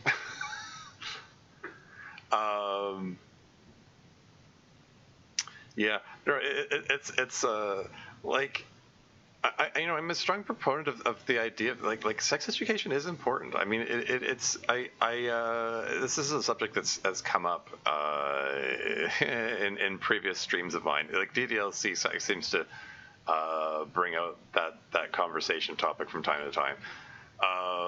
But I don't know. It's such a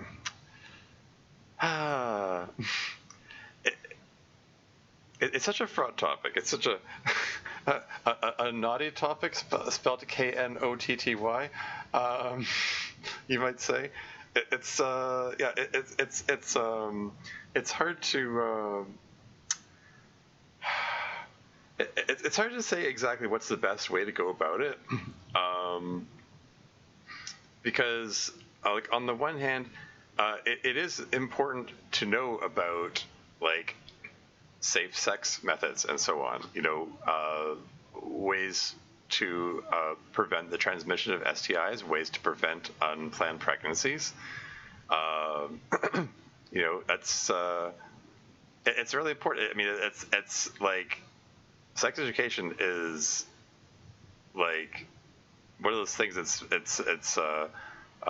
shown to have a dramatic difference in like reducing STIs, reducing unplanned pregnancies. Like actually teaching kids about it is valuable and important.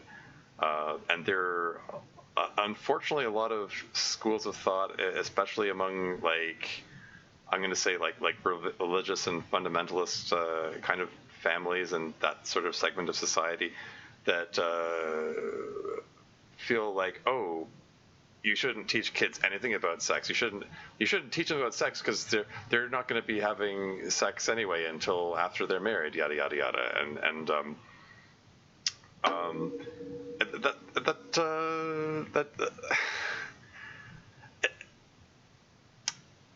It's not a reliable way for society to function, unfortunately, because young people, like teenagers and young adults are frankly they're going to go they're going to go have sexual relations anyway. It's actually just generally better all around to prepare them for it, so they don't do something dumb and get hurt either physically or emotionally, or ruin their life, whether it's through disease or having a pregnancy which they're not at all prepared for.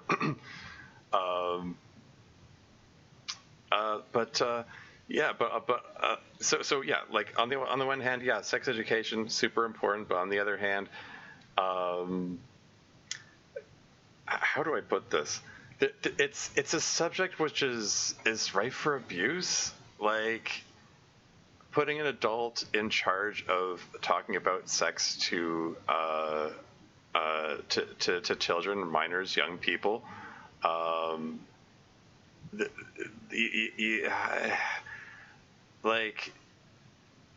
it's tough. It's how do you organize it in a way? Yeah. Also need to have Ida teach sex ed in a vignette. There you go. Perfect. How can you not at this point? I mean, we had financial adulting and alcoholic adulting. Why not sex ed?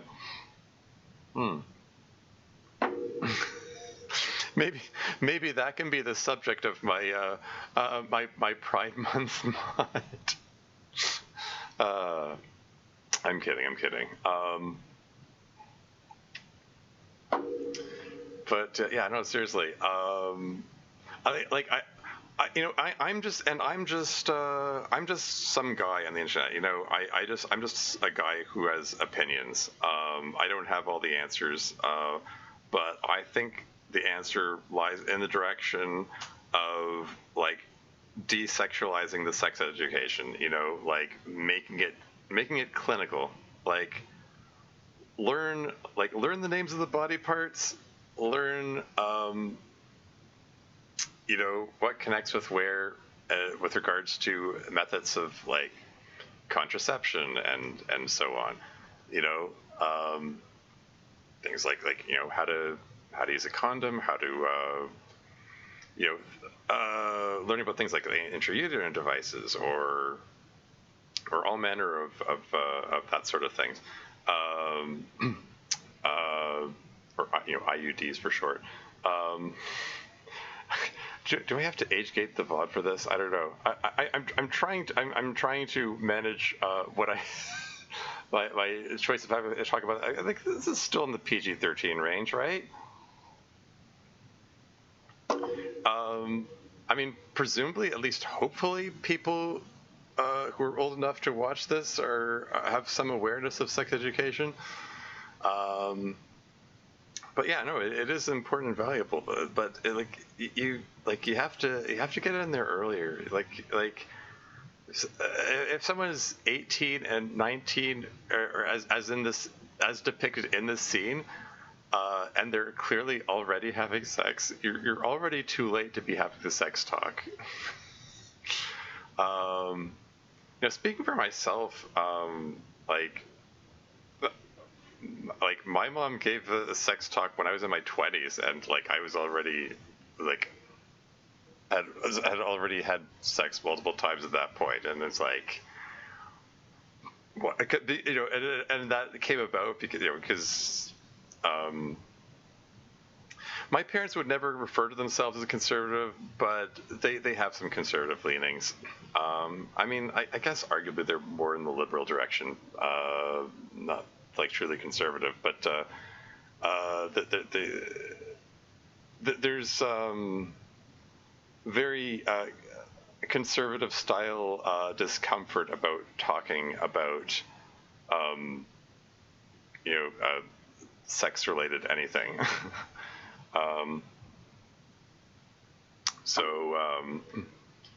That sort of, in my mind, reinforces to me the importance sex ed is important. It is important to talk about this stuff. It's important to get that in there early. I don't know what else to say about that.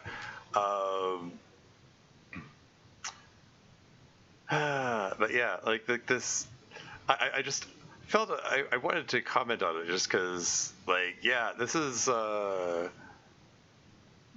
this conversation being expressed here is all kinds of awkward, from all kinds of directions. I do appreciate MC, stepping up and establishing that boundary and saying, like, actually, no, it's not okay to talk about this. Like, you need to respect your daughter's privacy, etc. Anyway, let's move on. Let me just back up a bit. She really just said you to a conversation. I felt like I should take responsibility for. No, you don't. But even if you did, she should be here also. She can't just hide behind the trellis specifically. Aw, man. Sorry, come out. It's not nice to make your boyfriend come out and take the heat for getting caught in the act while you hide, But it's so embarrassing. How do you think MC feels? He's obviously embarrassed too. It's not fair to put it all on him. And if you didn't want to be embarrassed, you should have set an alarm or made sure you could read an analog clock. Oof. I am also embarrassed that you heard that. Sorry, it's fine. We don't need to talk about it anymore except for one thing. You guys are using a good birth control method? Yeah, my therapist prescribed me the pill for mood, but then I asked him if it was okay for ... other reasons, and he said yes. Then it's fine. You're both adults. Just wanted to make sure you're being safe, is all. You don't have to talk about it all anymore. Topic change, sort of. There was this one time when I was spending time with your mom when her parents came in and... I don't want to talk about that either. No, wait, it's not that. It's not what you think at all. I still don't want to hear about it. Yeah. What was that going to be? Another ad break. Gosh darn it. Yeah, it is a little funny that, like, MC found it amusing. It is, seemingly part of his established character. Ontario shipyards, yeah. Get a lot of those ads lately. But yeah, part of MC's established character in this. Sorry, let me just pause that. His established character in this mod that he's learned to just not get fazed by talk about sex or whatever. Yeah, like he easily, like, handily won the games of Truth or Dare. Well, were there clear winners in the Truth or Dare games with Dotsky? I don't know, but she consistently got a lot more flustered than he did, basically. It's just yeah, I don't know. It's just interesting to see different levels of flusteredness among the characters, I suppose. If there was him, yeah. Anyway, the next one is called The Temple Visitor. So let's go. Monica walks through the temple grounds and places some money in a wooden box. Now this is curious because Monica in club meetings canon is expressly not a religious person, but going through the rituals, I suppose. Anyway, Miko, thanks for your donation. Of course. Monica rings the bell. She claps her hands twice and places her hands together for a few moments. Then she turns to leave. Thanks again for visiting the temple. What did you wish for? Are Mikos even supposed to ask that? There's no rule against it. Some people prefer to be left alone. But some people want to talk about it. You look like someone who wants to talk. It's presumptuous. My wish is supposed to be between me and the gods, isn't that what they say? It can be if you want it to be. But I'm here to help the gods. That's why I want to be a Miko. So if it helps you talk about it, you can. I can tell that you didn't just wish for a family health or prosperity at work or success in school. You can. Miko nods. See, people have a different look on their face when they make one of those wishes. Those are boring wishes, wishes that people make when they don't have anything they really, really particularly want.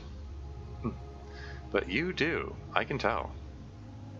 There's something that's really important to you that you wished for. Monica's expression change to the B1B eyebrows and I think that's MD mouth from the move posing tool.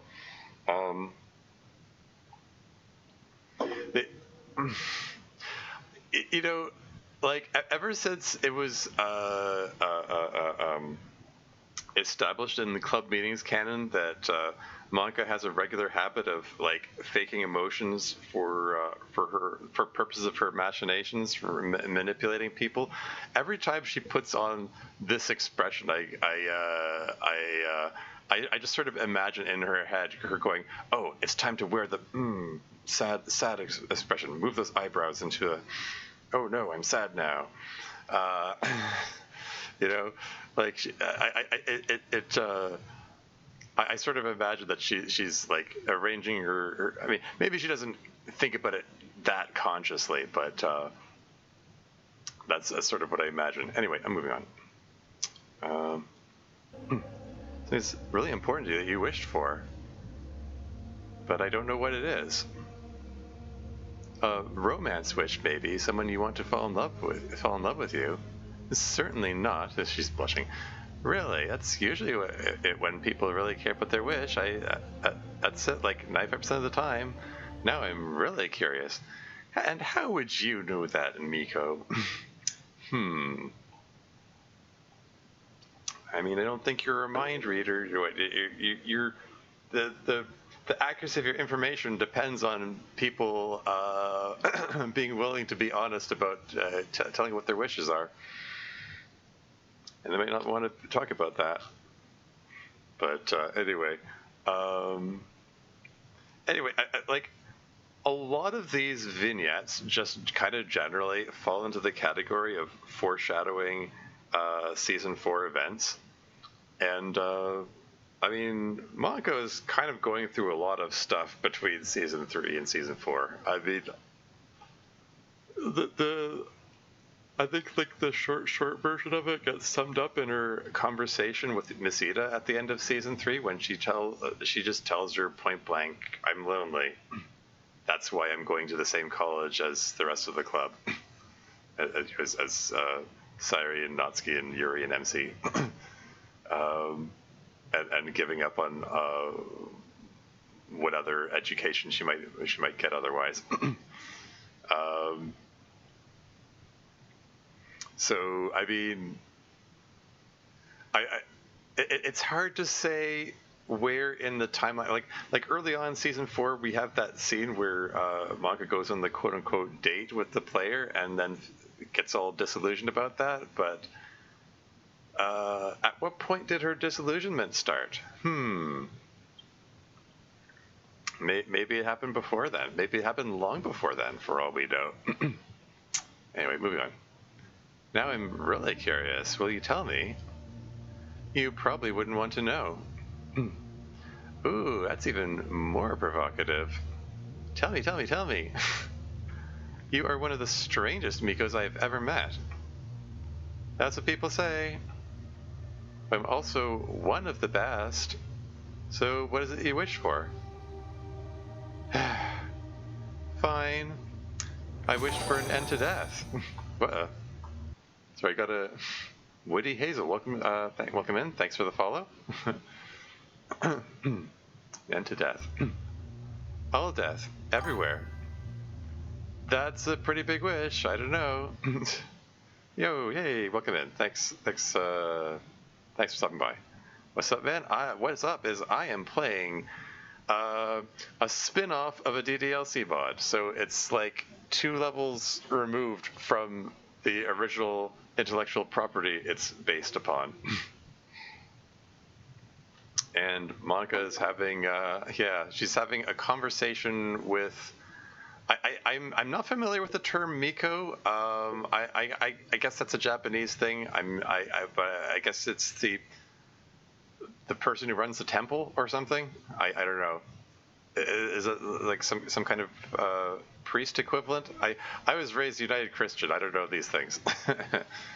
Anyway, moving right along. All death everywhere. That's a pretty big wish. I don't know. Shrine Maiden, sure. Doesn't the natural world need death to function? Like, things have to eat other things in the circle of life and stuff. Yes. The universe is arranged in such a way that anything good or worthwhile has to definitionally throw off far more destruction, the death and devastation than it is worth. Sorry. Which character do you like the most? I mean, I've learned to like all of them. I guess I gravitate towards Yuri. I actually made a mod told from Yuri's point of view called Doki Doki Storm. You could look it up if you like. I wrote that mod because she was my favorite character. Anyway, moving right along. Definitely throw off far more destruction, death, and devastation than it is worth. It is a cruel, unjust, and malicious arrangement. I wish that it were different. I don't know if the gods can manage that one. Why not? They're gods, aren't they? Stream seems like a good mod. Yeah, thank you. Monica? Yeah. That's pretty common. That is a very common reaction to this game in general.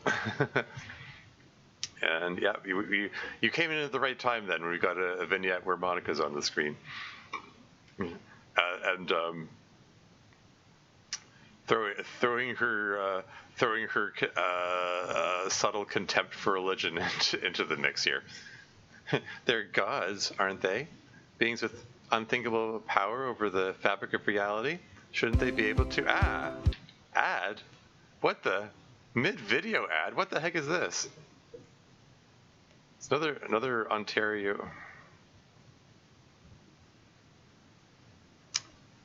Another Ontario.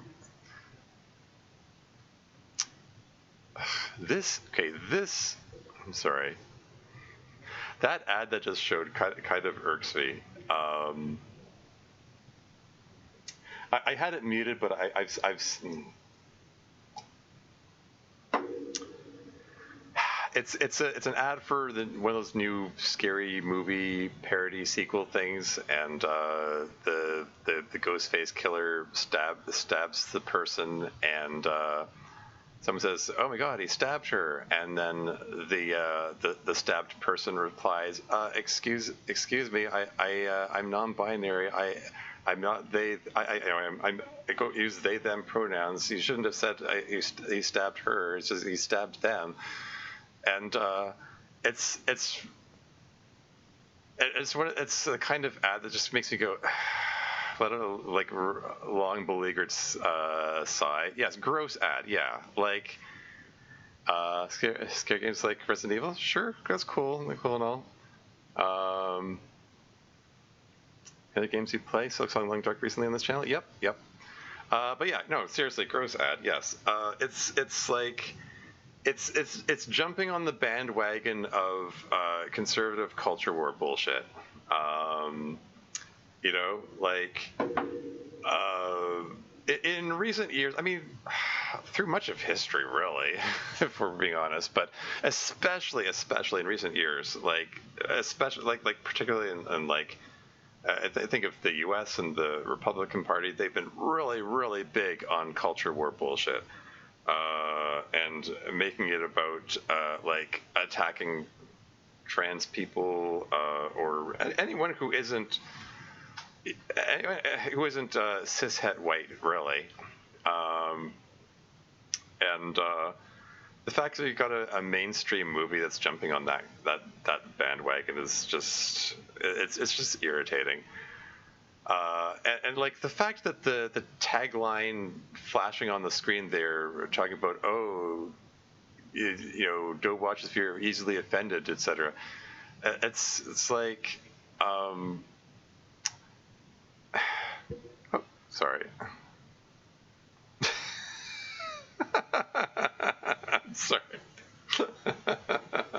I'm laughing because Automod just caught Woody Hazel's last comment here, which says, "Dude, why you don't add a digital logo in your channel?" LOL. Sorry, I'm laughing because I could tell right away that Woody Hazel's a bot. Like it's abundantly clear. I mean, okay, I will give you points for the fact that you acknowledge Monica. At least that shows an awareness of the stream that I'm making here. That it connects to DDLC. So at the very least, the bot read the type of stream it was before they launched into their pitch of I can provide art for you for your logo, blah blah blah, and whatever other nonsense that you were about to spout.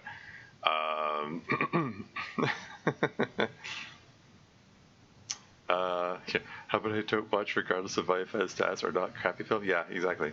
The valiant effort, indeed.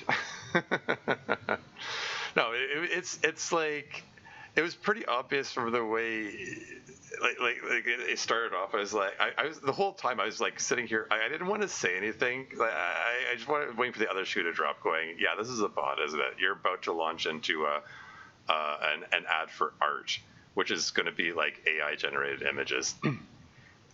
Because there's so much of that on this platform.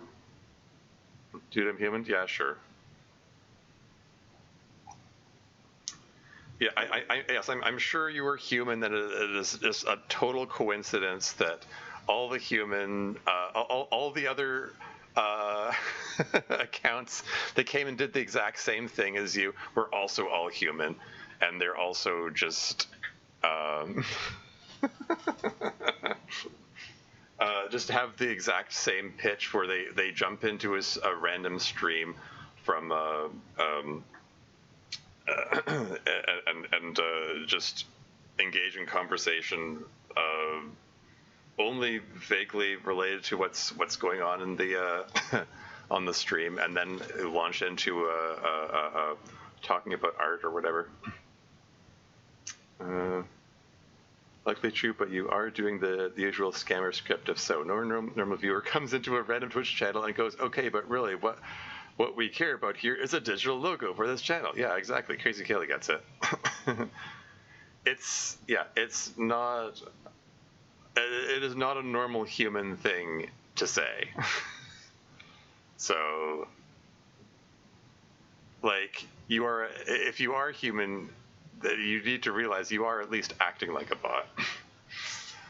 Anyway, getting back to what I was saying though, yeah, no, that obnoxious ad for a clearly obnoxious movie, it's not like it's not about me being offended. It's just it's this tried out. Like I said, it's jumping on the bandwagon. It's going along with the current Republican establishment, because they they think that how do I put this? I mean, the main reason they're going after all this culture war bullshit is because they want to distract the general public from the real enemies, which are the billionaires. Like Trump's cabinet is full of billionaires. He's really big on making rich people richer. But they don't want the public to focus on that, especially in the light of the recent killing of Brian Thompson, CEO of United Healthcare.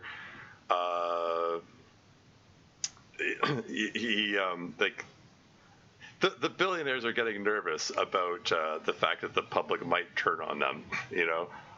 So they really want to hype up this notion of, oh, don't worry about the billionaires. The people you should really be going after is like transgender people or racial minorities or whatever it is they're trying to get you to focus on to distract from like who the people who actually cause societal problems. Anyway. I'm sorry. The Automod held another message. Dude, I make art stuff for streamers. That's why I asked if I could make a logo for your channel. Yeah, it's still bot talk. The art stuff for streamers, that's... Oh, that's interesting. So the Automod caught... It caught it when you put it in one line, but then you broke it up into 2 lines, and the Automod didn't catch it. And you're trying to beat the Automod. That's interesting. Is common scam for people to ask for commissions and then have an incredibly obvious bad fake AI portfolio. Yes, that's true. Not scammers. Really like those 2 commencement speakers who got completely booped by the audience recently. And so, yeah, I saw those videos there. Yeah. One of them was the lady who's like, she's like a venture capitalist VP, and then the more recent one was that guy who was wasn't he like former CEO of Google or something? So he's like, and he's being really condescending too, like implying that anyone who is against AI is anti-science, like grossly misrepresenting the landscape that the current level of LLM technologies are leading here. Excuse me. Art is not AI generated. Yeah. Any event terminators will, I suspect, be fine without the logo. Oh yeah. Yeah. I don't particularly care to have a logo. I've been using a picture of myself as the PFP for the channel, and that has suited me fine. It's a very nice picture. It was taken while I was on a boat one summer some years back. I don't know. If I did decide I wanted a digital logo, I would not get it from random passerby who showed up in my channel. I would get it from actual artist friends that I have and know. It is digital, yeah. It's pixels right here on my screen and everything, yeah. And then he is my client. I made emotes for him. You can go check out. I could also show his chat. I am finding this conversation a little amusing. Respect the commitment to the bit. Yes. It's Natsuki incarnate in chat. committing to the bit. This is another one of those conundrums I face on my channel sometimes. Is like, when I see like obvious scammers like that, I go, I should probably just ban them and be done with it. But on the other hand, as far as Twitch is concerned, this is engagement, and maybe it counts as a viewer, and maybe it in turn generates a feedback loop, which brings in more viewers. Maybe this can work for me. Maybe it's it's good to leave the scammer around for a bit. Nonsky would find a way to make it more fun and personalized. True. Yeah, I could see her doing that. Yeah. Are you interested? Yes, and no. Sorry. Excuse me. I thought the answer was obvious by now. If you're interested, then I'll show you my art samples. I'm not expecting any art samples to be shown. At this point, we have clearly ceased to listen to the ongoing conversation. Yeah. Yeah, well, that's the thing. I mean, like, hey, want to give benefit of the doubt. Hey, maybe it is a real person. Maybe this Woody Hazel person is an actual human being, who's, I don't know, working for some conglomerate who's trying to who's like giving them quotas for putting out their AI art for logos or whatever, or it could just be a bot that's using like voice to text and trying to interpret what I'm saying out loud and listening for keywords, and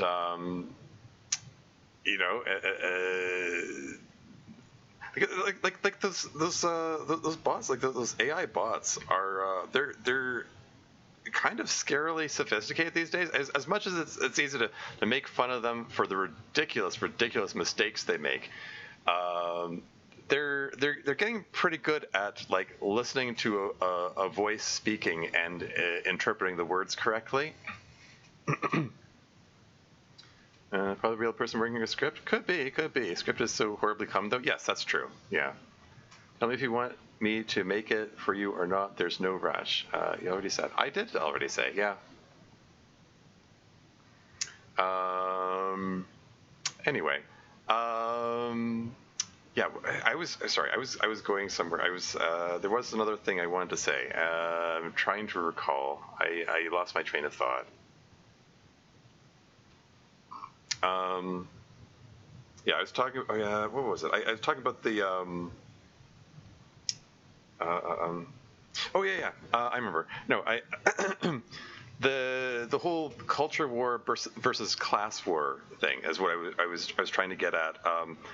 Like the people in charge of the current. I keep focusing on the U.S. government. I live in Canada. You can see signs of this to a lesser degree in Canada, I would say. I'm much happier with the way current Canadian government is being run. Not crazy about the Ontario government currently. Don't get me started complaining about Doug Ford. He's kind of a Trump wannabe. It was amusing when Doug Ford was in conflict with Trump, and it was a real let them fight moment. But other than that, I've got a lot of complaints. Okay. This actually neatly ties into what I was talking about earlier. Remember when I was talking about sex education before? Doug Ford rolled back sex education in Ontario to a more antiquated model because he didn't like the fact that they were teaching kids that gay people exist, and that pisses me off. Like he's letting his own he's letting his own culture war bullshit, his own homophobia, bigotry, whatever you want to call it,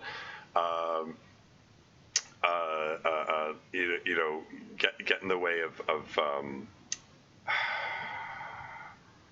just teaching kids basic human decency towards people who are different from them and people who might be them, because they might turn out to be gay themselves, and maybe they'll appreciate the fact that they have an education system that teaches that it's okay. You have Discord. Can we talk in Discord? Sherwood Hazel, use AOL Instant Messenger. Yeah, that's funny.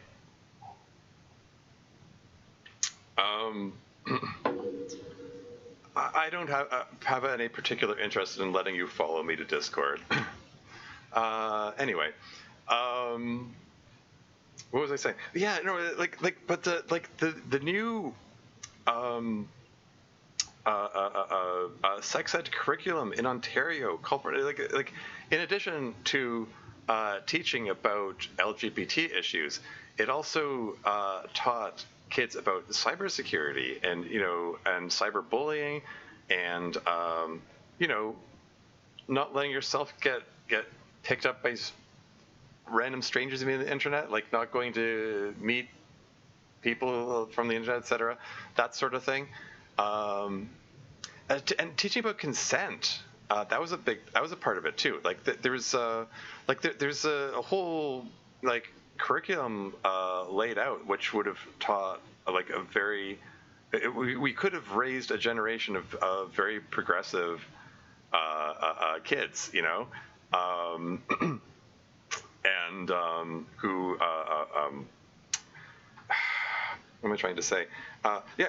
Like who understand the concept of consent and are better able to protect themselves, both from bullying, from sexual assault, from all kinds of things. Like it was like I've read the details of it. It was a great curriculum, and then Doug Ford just arbitrarily decided to roll us back to a program from the 90s. Because he didn't want to have references to gay people in there. Like, that was his hang-up. And he made excuses like, oh, I talked to parents and they expressed concern about, oh, no, they're teaching kids to be gay or something. And it was like, he had like total bullshit reasons for rolling it back. And I don't know, I'm just pissed off with him. Anyway, that long tangent within a tangent aside. I don't use this in response to the AIM reference, AOL Instant Messenger. I'd imagine not, yeah. But no, basically, what I'm getting at here is I'm just kind of pissed off with the whole culture war nonsense. Not because I'm offended, but because it distracts from real issues. There are actual real problems in the world, and they're like things like that scary movie ad encourages the general public to don't think about real issues. Let's focus on this pretend issue that just marginalizes innocent people rather than focusing on the actual people who cause the actual problems. Because I mean, really, there should just be no billionaires. Like once you reach a certain amount of money, you just become more of a burden on society. Like at the very least, they should be taxed a fair amount, and actually contribute to society rather than hoarding their wealth. But anyway, I've probably rambled on enough about this. Let's get through the rest of this vignette before the next ad break shows up. When we last left our heroes, Monica was the whole religious talk here.